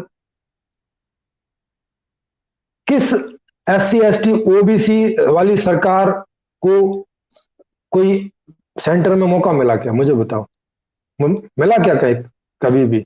जबकि 80-85% तो वही है, तो वो क्यों नहीं मौका दे रहे? क्योंकि भाई बात ये नहीं है, असली असली बात जो है वो तुम उनको कर नहीं रहे जिसकी वजह से वो तुम्हें इकट्ठा हो जाए। आप उनको बोलिए कि भाई आपकी जैसी जिंदगी आप जीना चाहते हैं वैसी जिंदगी जीने को मिलेगी, अभी इकट्ठा हो जाएंगे। नहीं आप बोलते हैं कि नहीं आप तो इस जाति के हैं, ये जाति खराब है, इसका शोषण हो रहा, तो फिर क्या करें? इसमें शोषण तो हो ही रहा है, वो तो हमें मालूम है। आगे की बात करो, नहीं आगे हम तुम्हारा रिजर्वेशन बढ़ा देंगे। भैया उनको पता है 4 नौकरी हैं तो रिजर्वेशन में आप 75% 80% कर भी दोगे तो 3 ही नौकरी मिलेंगी, बाकी लोग कहाँ जाएंगे? भाई बाकी कहाँ जाएंगे वो बताइए। तो इतने अंधे थोड़ी ना है वो लोग, उनको भी तो दिख रहा है कि जब नौकरी ही नहीं है तो रिजर्वेशन करके दोगे क्या तुम हमें? तो ये सारी चीजें, इसलिए एक ऐसी व्यवस्था की जरूरत है कि जो ये लोगों में जाए भी और लोगों को अपील भी करे कि हाँ यार ये बात है ना, जो अमीर को भी अपील करे, जो गरीब को भी अपील करे। क्योंकि अभी अमीर की भी बहुत सारी समस्याएं होती हैं। अभी ऐसा समझा जाता है कि अरे भाई वो तो बढ़िया ठीक है, वो आर्थिक आधार से ठीक है, वो जो चाहे खरीद सकते हैं वगैरह वगैरह, मगर कई सारी इनसिक्योरिटी है, कई सारी परेशानी है। उस लेवल पर बने रहने के लिए उन्हें जो पापड़ बेलने पड़ते हैं, वो आपस का कंपटीशन, बहुत सारा सिरदर्द है उनका। वो भी एक तसल्ली वाली जिंदगी जीना चाहते हैं, वो भी एक अच्छी जिंदगी जीना चाहते हैं, वो बिना किसी पापड़ के, बिना किसी झमेले के। अभी उन्हें जिंदगी मिल तो रही है थोड़ी ठीक, लेकिन वो झमेले के साथ मिल रही है। तो जब उन्हें पता चलेगा कि संपूर्ण समाधान एक ऐसा सिस्टम है कि जिसमें झमेला बिल्कुल भी नहीं है, आप आपके हिसाब से आपको जॉब भी रहेगी, आपके हिसाब से आपको एजुकेशन रहेगी, आपके हिसाब से आपकी लाइफ रहेगी, तो कौन पागल है जो इसको मना करेगा। और पर्सनल सारी आजादी है, और अपनी हर बात को रखने का मंच है। आपको जो लगता है कि आपके पास कोई ऐसी चीज है कि वो पूरी कम्युनिटी का जीवन बदल देगी, तो पहले वहां रखिए, कम्युनिटी के बीच रखिए, कम्युनिटी से वोट करवाइए, देखिए कि उनको भी ऐसा लगता है कि जैसा आपको लग रहा है। तो इसलिए मैंने जो पॉलिटिकल मॉडल दिया है वो मॉडल है कि उसमें 24 घंटे सत्ता की जो पावर है वो जनता के पास रहेगी। 24 घंटे, ऐसे 5 साल में एक बार नहीं, 24 घंटे। अभी हम नेताओं को 2 काम के लिए चुनते हैं, संविधान बनाने के लिए और उस संविधान के हिसाब से चलाने के लिए। उस संपूर्ण समाधान में जो पॉलिटिकल मॉडल है उसमें जो नेता चुने जाएंगे वो संविधान के आधार से चलाने के लिए चुने जाएंगे, संविधान बनाने के लिए नहीं। संविधान बनाने की प्रक्रिया जनता के थ्रू जाएगी कि वो जो नेता हैं, क्योंकि वो उस फील्ड में काम करते हैं, और एक तो उनका टेस्ट वगैरह भी होगा, उसके लिए कोर्सेज भी होंगे, टेस्ट भी होगा, जैसे MBA का होता है, डॉक्टरी का होता है, इंजीनियरिंग का होता है, वैसे नेताओं के कोर्स होंगे, वो उन्हें पढ़ने होंगे, उसमें से उन्हें उत्तीर्ण होना होगा, और फिर वो उस वहाँ इलेक्शन के लिए खड़े हो सकते हैं और उसमें से उनका चुनाव होगा। उसके बावजूद भी वो प्रस्ताव कर सकते हैं कि भाई ये नियम बन जाएगा तो ऐसे ऐसे ठीक हो जाएगा, या ये नियम हट जाएगा, ये नियम में अमेंडमेंट कर दें तो ये ठीक हो जाएगा। और वो बात जनता के फोरम में 3 महीने पड़ी रहेगी, और अगर 10% वोट उस नियम के अगेंस्ट नहीं आते हैं तो वो नियम बन जाएगा, मान लिया जाएगा कि जनता ने इसको मान लिया है। मानने के बावजूद भी संविधान की जितने आर्टिकल्स हैं सबकी लाइन 24 घंटे खुली रहेंगी। कोई भी आर्टिकल पर 10% नेगेटिव वोट हो गया कभी भी, तो वो अमान्य घोषित हो जाएगा उसी क्षण। इसका मतलब है कि 10% लोगों को ये परेशान कर रहा है, ये कोई नियम में कोई खराबी है, इसको ठीक कीजिए। इस प्रकार से ऐसी एक व्यवस्था जहां के जनता के हाथ में 24 घंटे सारी जॉब रहेंगी, सारे जॉब पे काम करने वाले लोग, कौन आदमी कितना सेटिस्फाई कर रहा है उसका एक इंडेक्स रहेगा, एक रेटिंग इंडेक्स रहेगा, जैसे अभी सर्विसेज का रहता है। तो एक ऐसा रेटिंग इंडेक्स रहेगा कि ये नेता के काम से, या ये ड्राइवर के काम से, या ये खेती वाले के काम से इतना इतना सेटिस्फेक्शन रेटिंग जनता की तरफ से आ रही है। उसका एक सिस्टम है उसमें पूरा, और वो कोई भी निकाल के देख सकता है। पूरा टोटल सिस्टम ऑनलाइन होगा, और कोई RTI फारटीआई लगाने की जरूरत नहीं है, वो टोटल सब कुछ ऑनलाइन ही होगा, कोई भी कभी भी देख सकता है, क्योंकि जनता ही मालिक है उसमें। पैसा उसमें है नहीं जिसमें कोई हेरा फेरी, बेईमानी, भ्रष्टाचार ये सब करेगा, ये जड़ से खत्म। बैंकिंग सिस्टम खत्म, इंश्योरेंस सिस्टम खत्म, शेयर मार्केट खत्म, टैक्स सिस्टम खत्म, ये सब चीजें खत्म। ये आलतू फालतू की जरूरत ही नहीं है, इसमें लोगों को लगा रखा है बिना मतलब के, एक दूसरे को परेशान करने के लिए। तो काम वो वाला काम होगा जिससे सुख पैदा होता है, वो फालतू के काम नहीं जिससे ना कोई सुख पैदा होता है ना कुछ पैदा होता है, जबरदस्ती की चीजें करवा रखी। तो ऐसा ऐसा एक पूरा सिस्टम है, ऐसा एक पूरा समाधान है जो सारी समस्याओं को पैदा होने से ही रोक देगा। क्योंकि हर समस्या तो किसी कारण से पैदा होती है, बिना कारण के तो कोई समस्या पैदा होती नहीं। उसी तरह से सॉल्यूशन भी बिना कारण के नहीं आता है, उसका वहां कारण आप मौजूद करोगे तब वो कार्य के रूप में, परिणाम के रूप में आएगा। तो ये जो पूरा सिस्टम मैंने बनाया है, इस सिस्टम में वो सारे कारण मैंने हटा दिए हैं जिनसे समस्याएं पैदा होती हैं, और वो सारे कारण डाल दिए हैं जिनसे सारी सुख सुविधाएं पैदा होती हैं। वो डिजाइन बना दिया है उस तरह का। जी, हसीन रोज कह रहे हैं कि सर को हर वीक यानी आना चाहिए आपके चैनल पे। जी, तो ये चीज है। तो आज तो मैं आपको ओवरऑल एक व्यू दे रहा हूं, इसलिए थोड़ी थोड़ी चीजें बता रहा हूं। इन्हीं सब चीजों को अगर आप बहुत गहरे से जानना चाहते हैं, एक एक चीज को, हर चीज को, कम से कम 600 से ज्यादा रिकॉर्डिंग्स उपलब्ध हैं ऑनलाइन। 200 से ज्यादा वीडियो आपको यूट्यूब में मिल जाएंगे, 200 से ही ज्यादा वीडियो आपको फेसबुक पेज पे मिल जाएंगे, और 200 से ज्यादा 200 के लगभग मीटिंग्स हो गई हैं हम लोगों की ओपन मंच पर। उसमें ये सारे मुद्दे हम लोग उठाते हैं। वो एक दिन छोड़ के एक दिन फेसबुक होता है, एक दिन छोड़ के एक दिन ओपन मंच की मीटिंग होती है, और ओपन ये यूट्यूब पे वीडियोस बनकर डलते रहते हैं। हिंदी में हैं इतने, तो इंग्लिश में बनने शुरू हो गए, बंगाली में बनने शुरू हो गए, पंजाबी में भी काफी सारे बन गए हैं। तो ये आप अलग अलग भाषाओं में देख सकते हैं, किताब को पढ़ सकते हैं, किताब को सुन सकते हैं। तो ये सारी समस्याओं की जड़ को खत्म कर रहा है, यानी माने जड़ से समाधान है, मूल से, हर चीज का। आप अध्यात्म के बारे में पूछना चाहें, अध्यात्म के बारे में पूछिए, रियल अध्यात्म क्या है। अभी का जो नकली अध्यात्म चल रहा है वो क्यों चल रहा है, उसके रूट में क्या कारण है, वैसा ही क्यों वो चल रहा है, और वैसा ही क्यों चलेगा जब तक आप व्यवस्था नहीं ठीक करेंगे। पुजारी तब तक क्यों मूर्ति को पूजता रहेगा, वो वो वहां से हटेगा नहीं जब तक आप उसकी व्यवस्था नहीं करते हैं उसके पेट पालने की। जब तक वो मूर्ति को पूजेगा, क्योंकि उसकी वो रोजी रोटी है, वो वहीं से रोजी रोटी उसको निकलती है, तो वो कैसे छोड़ेगा उसको। वो तो पूजा पाठ है। चोर कैसे चोरी छोड़ेगा, मुझे बताइए, जब तक उसको आप जॉब नहीं देते हैं। हेरा फेरी करने वाला हेरा फेरी कैसे छोड़ेगा, जब तक आप उसको उसका घर बढ़िया से चलाने का की गारंटी नहीं करते हैं, कब की व्यवस्था नहीं करते हैं। कैसे छोड़ेगा वो। तो चोर चोरी नहीं छोड़ सकता, तो आप कह रहे हैं कि पुजारी पूजा छोड़ेगा। आध्यात्मिक, सो कॉल्ड आध्यात्मिक जो लोग हैं वो ध्यान करवाना छोड़ेंगे? नहीं छोड़ेंगे वो। क्योंकि जो व्यवस्था सभी लोगों को टेंशन दे रही है हर घंटे, तो जब आदमी परेशान होगा तो कहां जाएगा, तो वो इन्हीं सब लोगों के पास जाएगा। अर्जी फर्जी जैसा जो भी है तरीका आजमाएगा, काम करता है नहीं करता है, क्या करेगा आदमी। पैसे तो खर्च होते ही हैं, तो उसमें उनकी रोजी रोटी चलती रहती है ऐसी। आप जितना मर्जी आस्तिक नास्तिक करते रहिए, जितना मर्जी लॉजिक झाड़ते रहिए, कोई इक्का दुक्के को समझ में आएगा तो ठीक है, वो आस्तिक बन जाएगा। लेकिन ये तो आस्तिक नास्तिकों की लड़ाई तो आप देख रहे हो, सदियों से है, आज से थोड़ी ना है। लेकिन क्या हुआ उससे। और पहले तो विज्ञान भी नहीं था, अभी तो विज्ञान भी इतना डेवलप हो गया, तब भी कोई इतनी बड़ी तेजी नहीं आ रही है। क्यों नहीं आ रही? क्योंकि उसका रूट कॉज अलग है।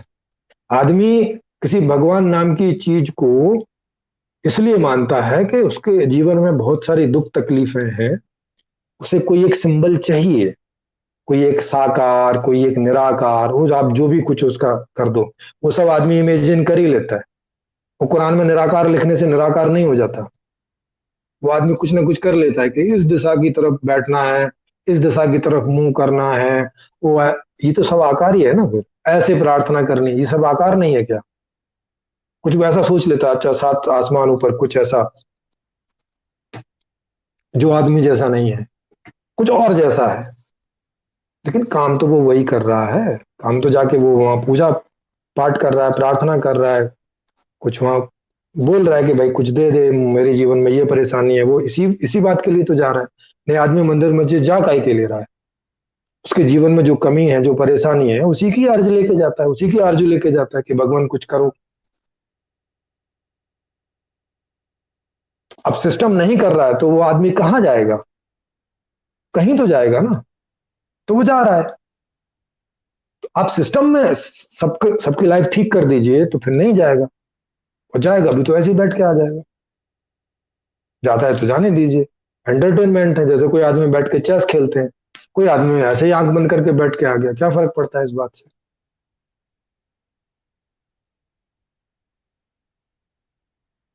तो ये इस तरह से ये पूरा का पूरा सिस्टम है सर। और इस तरह से ये पूरा का पूरा समाधान है, हर तरह का समाधान, पूरे जड़ से सारा समाधान है हर चीज का। क्या धर्म, क्या जाति, क्या आतंकवाद, क्या चोरी, क्या डकैती, क्या बलात्कार, क्या जाति, आप जो मर्जी बोले, आप जिस समस्या का नाम लें उस समस्या को मैं पूरा यहाँ एक्सप्लेन करके बता सकता हूँ कि वो उसकी जड़ कहाँ पर है और उसका क्या समाधान है। कोई भी आप एक भी समस्या उठा लीजिए।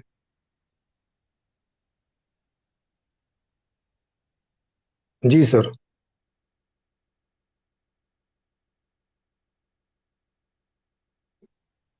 कोई भी अपनी तरफ से एक समस्या मुझे बता दीजिए आज आज के समय में, और मैं आपको वो बताऊंगा वो कैसे सिस्टम में रूट कर रही है, और उसका समाधान भी वहीं पर है, यहाँ पर नहीं है, या उस आदमी के पास नहीं है कि उस आदमी को बोलो कि तू ऐसा कर ले वैसा कर ले। एक भी समस्या आप बता दीजिए, एक भी।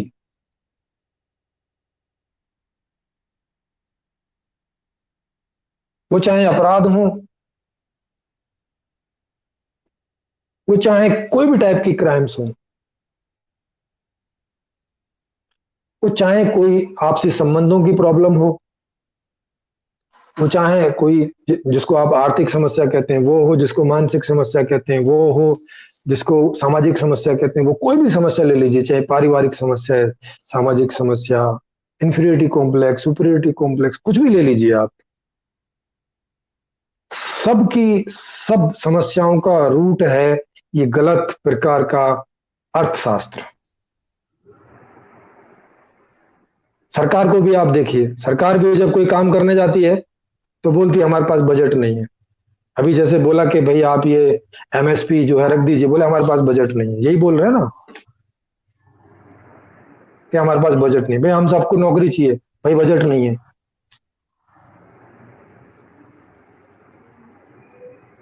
नहीं तो सरकार की जेब से थोड़ी कुछ जाता है, लेकिन जैसी व्यवस्था है उसमें उन हर आदमी को सीमित करके रख दिया है, सरकार को लिमिटेड करके रख दिया है, आदमी को लिमिटेड करके रख दिया है, तो आदमी हिल नहीं पा रहा है। तो अब क्या करे फिर, आदमी जैसा कर सकता है बेचारा कर रहा है। जी आप शायद कुछ कहना चाह रहे थे सर। जी आप एक बार आपकी कंप्लीट कर ले बात, फिर मैं अगले सवाल की तरफ चलूँ। हाँ नहीं, ये वाली कंप्लीट हो गई है। आप कोई भी, मैं आपको कह रहा था कि कोई भी एक भी समस्या आप ऐसी उठा लीजिए, कोई भी जो आपको लगता है कि भाई ये सबसे बड़ी समस्या है या ये अजीब सी समस्या है, उस सब का रूट आपको यही अर्थशास्त्र में जाके निकलेगा। आप कोई भी उठा लीजिए समस्या। जी तो इसके साथ अगर हम अब राजनीति की तरफ चले सर, तो जी हमारी राजनीति कहीं ना कहीं हर एक राजनीतिक पार्टी में रिलीजन का या जाति व्यवस्था का एक पॉइंट पाया गया। वो अपना वोट बैंक हमेशा या तो धर्म के आधार पर खुश करके या जातियों के आधार पर खुश करके वोट बैंक बनाते हैं। अभी इन दिनों में कहा जा रहा है कि 2014 से पहले तो बहुत हिंदू मुस्लिम में अमन ही अमन था, लेकिन 2014 के बाद में अचानक से ऐसा कुछ हुआ कि आज हिंदू और मुस्लिम आमने सामने खड़े हैं। अब इस बात में सच्चाई कितनी है वो तो रिसर्च की बात है, लेकिन जिस तरह से मीडिया के ऊपर ये पॉलिटिक्स चल रही है, कहीं ना कहीं हमको देखने को मिल तो रहा है कि या तो हो सकता है कि मुस्लिमों में एक डर बैठाया गया है उनके नेताओं के द्वारा, उनके मौलवियों के द्वारा, और कहीं ना कहीं हिंदुओं में भी डर बिठाया गया है कि आपके साथ में कश्मीर दोबारा से हो सकता है, आपका बंगाल जल रहा है या आपके यूपी में इस तरह की चीजें चल रही। तो इसी आधार पर ये सवाल उठता है सर कि क्या आप मानते हैं कि आज की हमारी जो पार्टी है, रूलिंग जो पार्टी है बीजेपी, क्या वो एंटाई इस्लाम एंटाई मुस्लिम है या ये सिर्फ एक डर बैठा के लोगों के भीतर रखा गया है? हाँ जी, इसको इसको अगर आप ढंग से देखेंगे मूल से, तो ये केवल डर है। ऐसे करके कोई भी पार्टी ना एंटी हिंदू होती है ना एंटी मुस्लिम होती है, पर वो ऐसा दिखाते हैं अपने आप को क्योंकि उसी आधार पर उनको वोट मिलता है। जैसे जो दिखाते हैं कि वो सेकुलर हैं, आप देखेंगे ठीक से वो सेकुलर भी नहीं है। जो ऐसा दिखाते हैं कि हम हिंदुओं की पार्टी हैं, आप ठीक से देखेंगे कि वो ठीक से हिंदू भी नहीं है, हिंदू पार्टी भी नहीं है। उन, उन, उन किसी चीज को ऐसा कुछ नहीं करते हैं। हाँ थोड़ा थोड़ा सा दिखता है कि कुछ उनका पक्ष झुका हुआ रहता है उस तरफ, तो उतना तो उन्हें करके दिखाना भी पड़ेगा, क्योंकि दिखाएंगे नहीं तो फिर लोगों का उनके ऊपर से भरोसा उठ जाएगा और वो उनको वोट नहीं देंगे। अब ऐसे पार्टियां करती क्यों हैं? कारण इसमें है कि क्योंकि उनके पास भी तो कारण होगा ना, वो भी तो पागल तो है नहीं है कि पागलपन में आके ऐसा करते हैं। वो भी तो कोई कुछ कैलकुलेट करते होंगे ना इसके पीछे के उन्हें ऐसा क्यों करना पड़ रहा है, इसकी मजबूरी में जाइए। जो भी सत्ता में रहता है तो अब वो कोई ना कोई अपने वादे करके आया होता है कि मैं जब आऊंगा तो मैं ऐसा ऐसा सब करूंगा, और वो आके करने की कोशिश भी करता है, क्योंकि उसे कौन सा अपनी जेब से करना है, जो भी है वो तो यहीं से करना है, यहीं से पैसा लेना है, सरकार का है, जनता का ही पैसा है, जनता का ही काम है। लेकिन समस्या जब खड़ी हो जाती है कि जब उसको पता चलता है कि भाई साहब जितना बजट है उतने में मैंने जो वादे किए थे उसका 20% भी मैं पूरा नहीं कर पाऊंगा। अब 20% को जनता में जाके ढोल नहीं बजा सकता कि देखो मैंने तीर मार दिया, क्योंकि ये तो बेइज्जती होगी एक तरह की कि तुम 100% का वादा करके आए थे और 20% पूरा कर रहे हो। 50-60% भी करता तब भी आदमी उसको लेके जा सकता है। तो फिर अब क्या करे? तो अब ये क्या करते हैं कि कुछ एक कामों को उठा लेते हैं और उन्हें पूरा करने की कोशिश करते हैं। 100 में से 5 काम उठा लेंगे, उन्हें कुछ हद तक पूरा करने की कोशिश करते हैं, जिनका राग वो अगले इलेक्शन में जोर शोर से गाएंगे। और जो विपक्ष है वो जो नहीं किया है वो उसका राग जोर शोर से गाएगी। अब 4-5 काम करके आप काम के बदले वोट मांग नहीं सकते। अब क्या उपाय बचा वोट मांगने का, आप मुझे बताइए। अब तो यही बचा ना कि जो बिना पैसे वाला मुद्दा है वो उठाया जाए। अब बिना पैसे वाला मुद्दा कौन सा है? बिना पैसे वाले मुद्दे यही हैं, धर्म के, जाति के, यही सब है। इसमें कुछ पैसा तो खर्च होता नहीं है, इसमें कुछ करके तो दिखाना नहीं होता है, इसमें इसमें तो कुछ है नहीं ना, तो वो इन मुद्दों को उठा लेते हैं। और चूंकि उन्हें पता भी है कि इन मुद्दों से काम भी हो जाता है, वोट का ध्रुवीकरण होता है, एक लेवल तक तो होता ही है, तो उस लेवल तक वो जोर लगाते हैं, कामयाब हो जाते तो ठीक है, नहीं होते तो नहीं होते। तो इसलिए इसका पुट डाला जाता है। तो ये उनकी मजबूरी है, ये ऐसा नहीं कि वो ऐसा चाहते हैं कि ऐसा हो। नहीं भाई, आप मुझे बताइए, क्या अगर मोदी जी को 100 ट्रिलियन की इकोनॉमी दे दी जाए, थोड़ी देर के लिए सोचो, अमेरिका से 4 गुना ज्यादा, क्योंकि अमेरिका से 4-5 गुना ज्यादा अपनी जनसंख्या है, ठीक है, तो उस हिसाब से देख लो कि भाई उनकी 25 ट्रिलियन की इकोनॉमी है, तो मान लिया 100 ट्रिलियन पैसा मोदी जी को दे दिया, तो मोदी जी उसका गद्दा बनाएंगे या कि खर्च करेंगे? क्या करेंगे बताओ?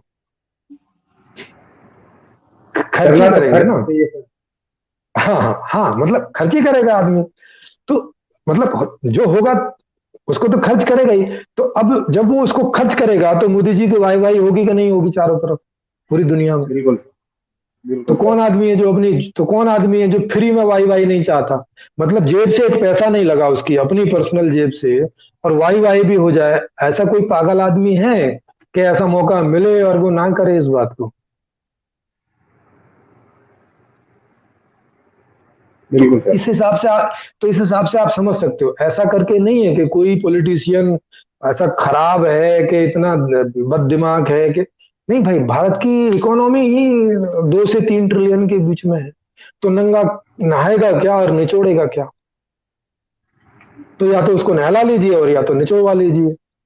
तो अब बस इतना ही फर्क पड़ता है कि एक पार्टी आती है वो नहलाने पे काम करती है, एक पार्टी आती है कि भैया चलो थोड़ा, अब तो कई बार नहला लिया, अब निचोड़वाने पे आ जाइए कि भाई पिछली वाली सरकार ने सड़कें नहीं बनाई थी तो ये वाली सरकार सड़कें बना दे ज्यादा। ऐसे करके सब चलता रहता है। तो अब 2 से 3 ट्रिलियन में 140 करोड़ की आबादी का क्या हो सकता है? ऊँट के मुंह में जीरा जैसा है। अब इतनी तो इनको समझ नहीं है, इतना इनको ज्ञान नहीं है कि ये आर्थिक पॉलिसी चेंज करें, अर्थशास्त्र बदले। अब वो इनको क्या, वो अमेरिका जैसे देश में जहां इतनी, यहाँ से बढ़िया पढ़ाई है, यहाँ से ज्यादा वहां बजट खर्च होता है शिक्षा पर, वहां नहीं उतने बौद्धिक लोग पैदा हो रहे हैं, तो फिर भारत में क्या आशा की जा सकती है? तो क्या ये कह सकते हैं सर हम कि कहीं ना कहीं या तो ये सरकार की एक कमी रही है कि उनका कम्युनिकेशन इतना अच्छा नहीं हो पाया आम मुस्लिमों के साथ में।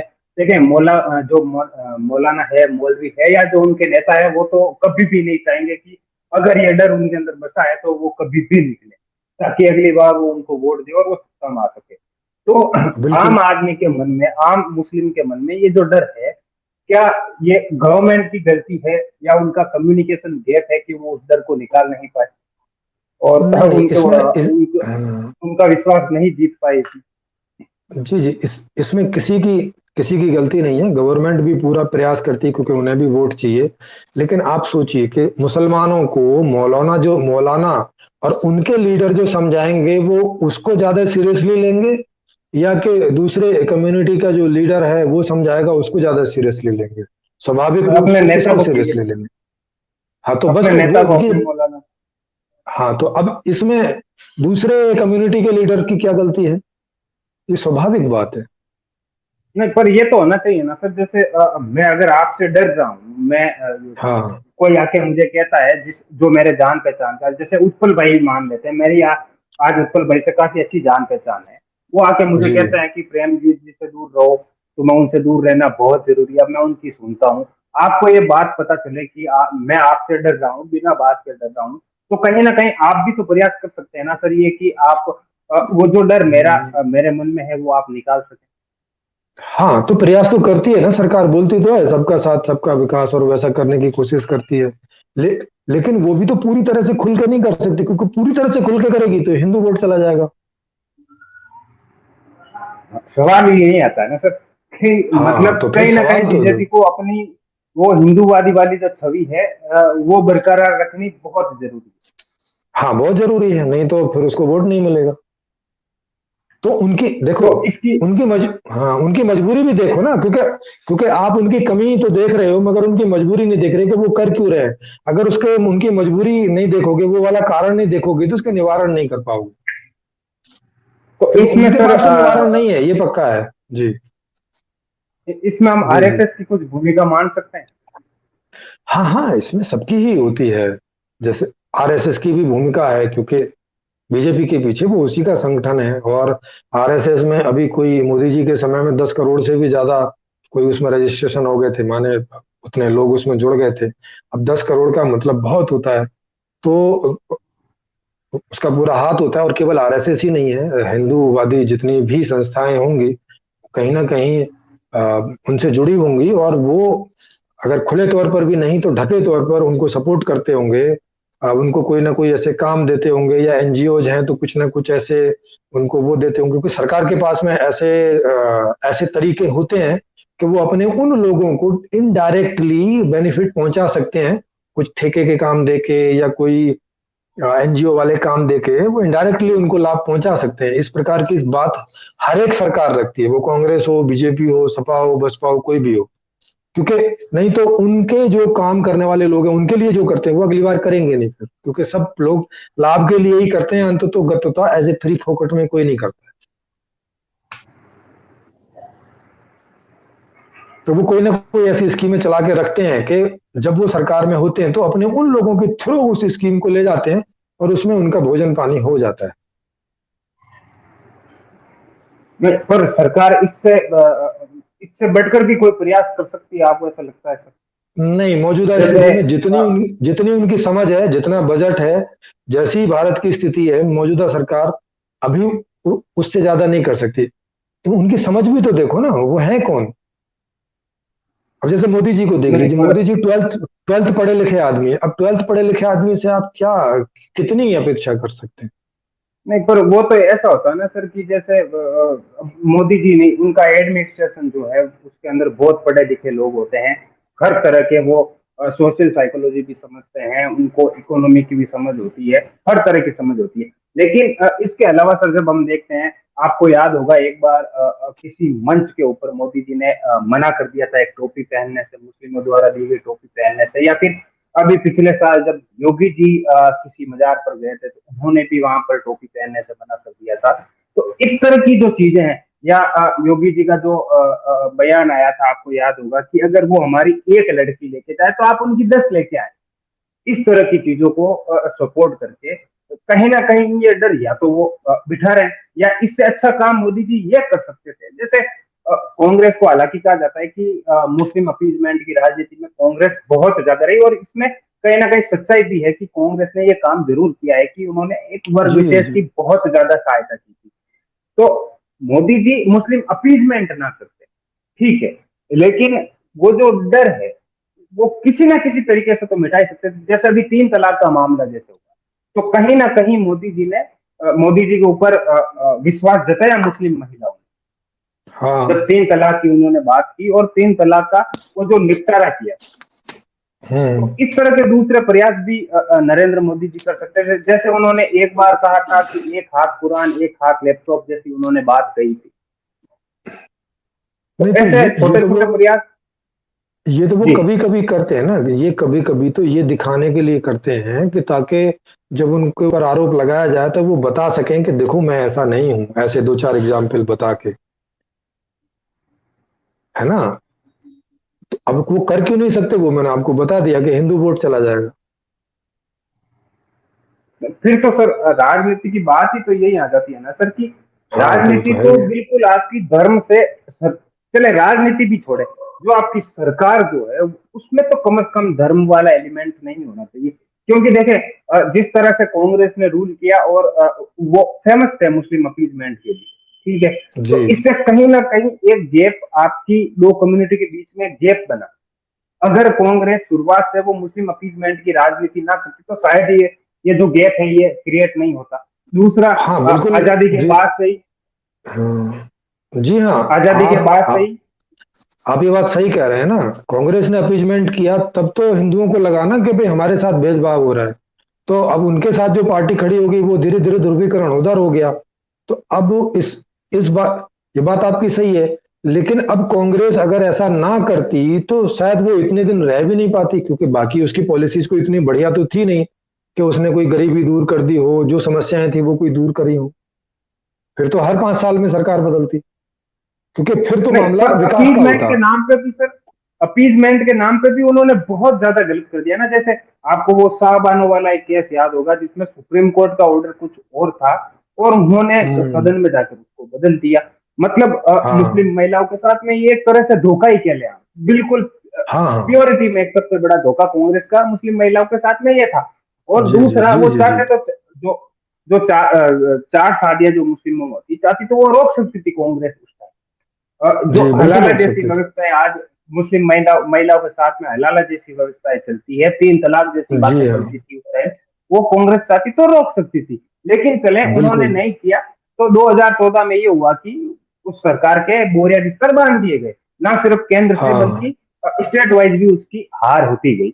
लेकिन जी जी जी। जब नरेंद्र मोदी जी जब राजनीति में आ चुके थे तो वो ऐसा कर सकते थे कि हम असल सेक्युलरिज्म की तरफ जाते, जबकि उन्होंने रास्ता शायद हाँ ये पकड़ लिया कि वो हिंदुत्व की तरफ चले गए। हाँ तो लेकिन वो जिस क्या बीजेपी के साथ लेकिन पास में ये ऑप्शन ऑप्शन था कि वो सेक्युलरिज्म की तरफ जाए, या नहीं था? नहीं, नहीं था उनके पास में ये ऑप्शन, क्योंकि ये ऑप्शन आप शुरू से ही लेके चल सकते हैं, बीच में लेके नहीं चल सकते।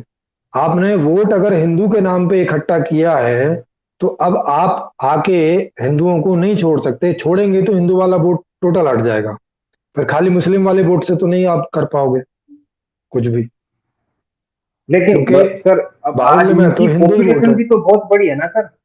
जैसे हम कहते हैं हाँ हाँ। जैसे आप ये देखें, जब म्यांमार से रोहिंग्याओं को निकाला गया, या फिर जी बांग्लादेश से टीएमसी पे, आपको पता है अक्सर ये आरोप लगते हैं कि उन्होंने 5 लाख से 8 लाख के करीब जो बांग्लादेशी मुस्लिम थे अवैध तरीके से हम्म, उनको बंगाल में लाया और उनको वोटर आईडी दे दी गई। इस कारण टीएमसी, इस बार नहीं पिछली बार टीएमसी इसलिए जीती थी।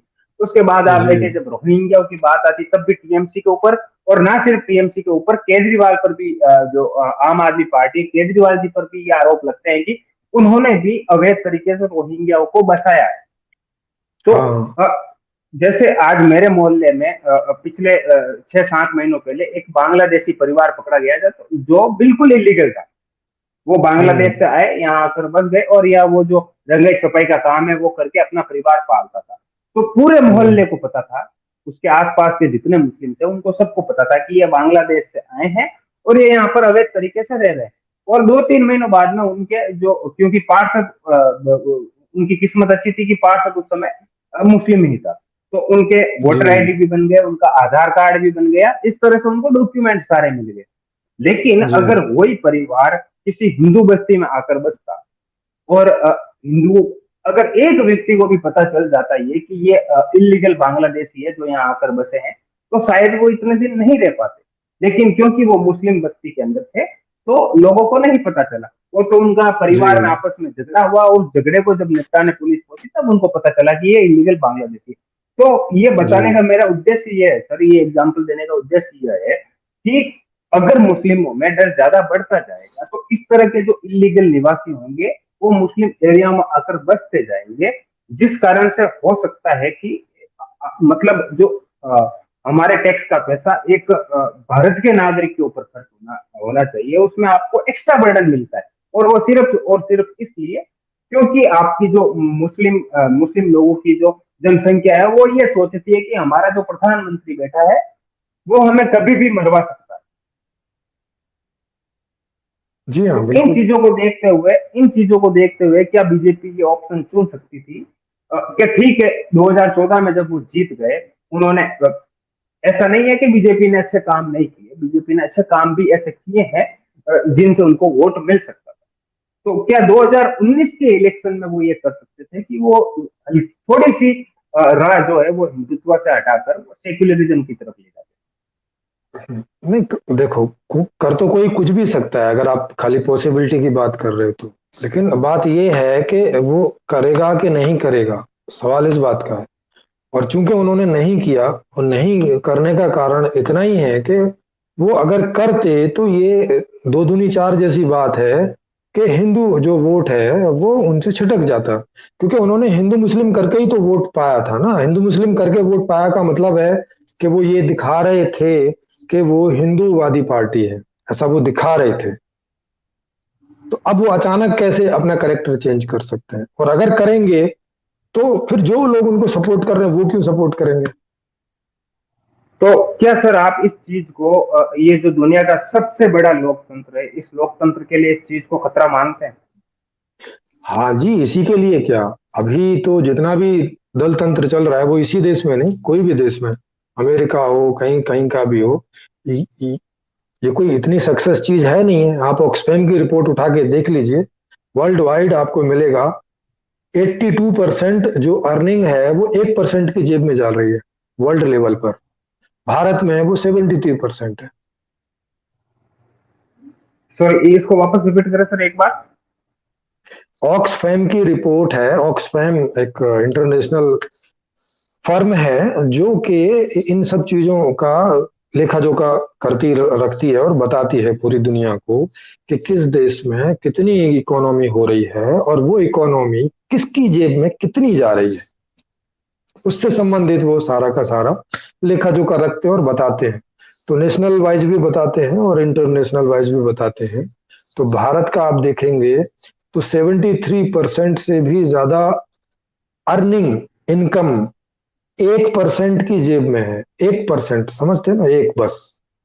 99% आदमी की इनकम जो है वो 27% है भारत की जो टोटल इनकम है उसमें से। वैसे ही जो वर्ल्ड की टोटल इनकम है उसमें से 82%, माने और बहुत सारे देश हैं जिनकी हालत भारत से भी ज्यादा खराब है। तो वो क्योंकि पूरे दुनिया का एवरेज है, तो 82% जो इनकम है वो 1% की जेब में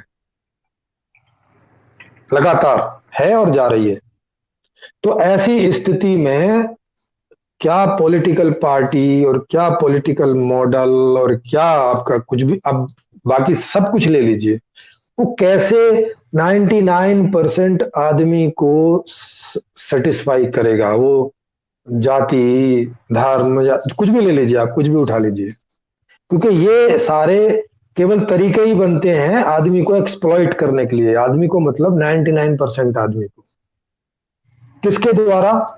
1% आदमी के द्वारा।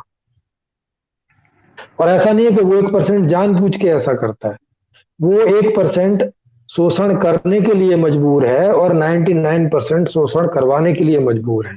क्यों? सिस्टम ऐसा है।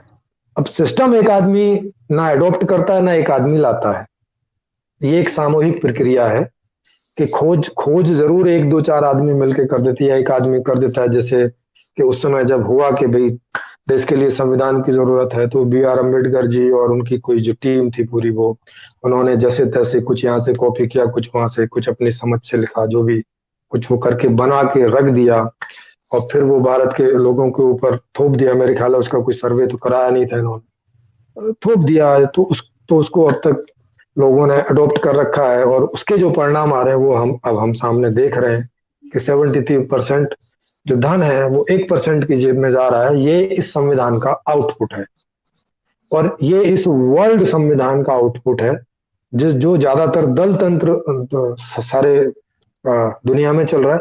या इसको बोले आप आंशिक लोकतंत्र और या इसको दल तंत्र बोल सकते हैं। आंशिक लोकतंत्र इसलिए क्योंकि हर 5 साल में 4 साल में सत्ता की पावर जो है वो जनता में वापस आ जाती है एक दिन के लिए, और वो अगले 4 साल या 5 साल के लिए, अमेरिका में बोले तो 4 साल के लिए, यहाँ बोले तो 5 साल के लिए, वो एक दल के पास चली जाती है। तो ये दल तंत्र इसको बोल सकते हैं क्योंकि 4 साल जिसके पास है वो ज्यादा बड़ा हिस्सा है, तो उसके नाम से बोलेंगे तो ये एक दल तंत्रीय व्यवस्था है अभी दुनिया में। या बोलेंगे आंशिक रूप से लोकतांत्रिक व्यवस्था है, आंशिक रूप से 1% बोल सकते हो ऐसे। तो ये है। अब ये संपूर्ण समाधान व्यवस्था जो मैंने लिखी है वो 100% लोकतांत्रिक व्यवस्था है, दल वहां है ही नहीं है। तो ये चीज है। तो ये किसी देश में सक्सेस नहीं है ना, किसी देश में सक्सेस नहीं है, पूरी दुनिया में सक्सेस नहीं है। कौन सा ऐसा देश है जिसके अड़ोसी पड़ोसी देशों से समस्या नहीं है? कौन सा देश है? आप मुझे बता दो एक भी। फिर फिलहाल तो नहीं है सर कोई। हाँ, तो इस, और आप मुझे बता दो कि कम से कम आर्मी पुलिस इन सब पर 40% हर देश का बजट खर्च होता है, हर देश का। 40% थोड़ा होता है क्या? बहुत होता है 40%। और उस 40% में भी ऐसा होना सर कि आप खाली पुलिस वालों पे खर्च कर रहे हो तो लॉ एंड ऑर्डर अच्छा बने, उस 40% का भी बहुत बड़ा हिस्सा सिर्फ आपका हथियार बनाने में जाता है कि कल को हाँ हाँ, पाकिस्तान वही अगर वही। हमला करेगा तो हम उससे लड़ पाएंगे। यस यस यस, हथियार में, इनकी सैलरी में, रख रखाव में, इनकी बिल्डिंग्स में, इंफ्रास्ट्रक्चर में, इसी सब में जाता है। टोटल बता रहा हूँ मैं बाकी आपको, पुलिस वालों की 40%। तो सर स्थितियां, पुलिस वालों की तो स्थितियां ऐसी है कि आपको याद होगा जब कसाब को शहीद तुकाराम जी ने जब पकड़ा था तो एक लकड़ी की मदद से उन्होंने उससे अजमल कसाब को पकड़ा था।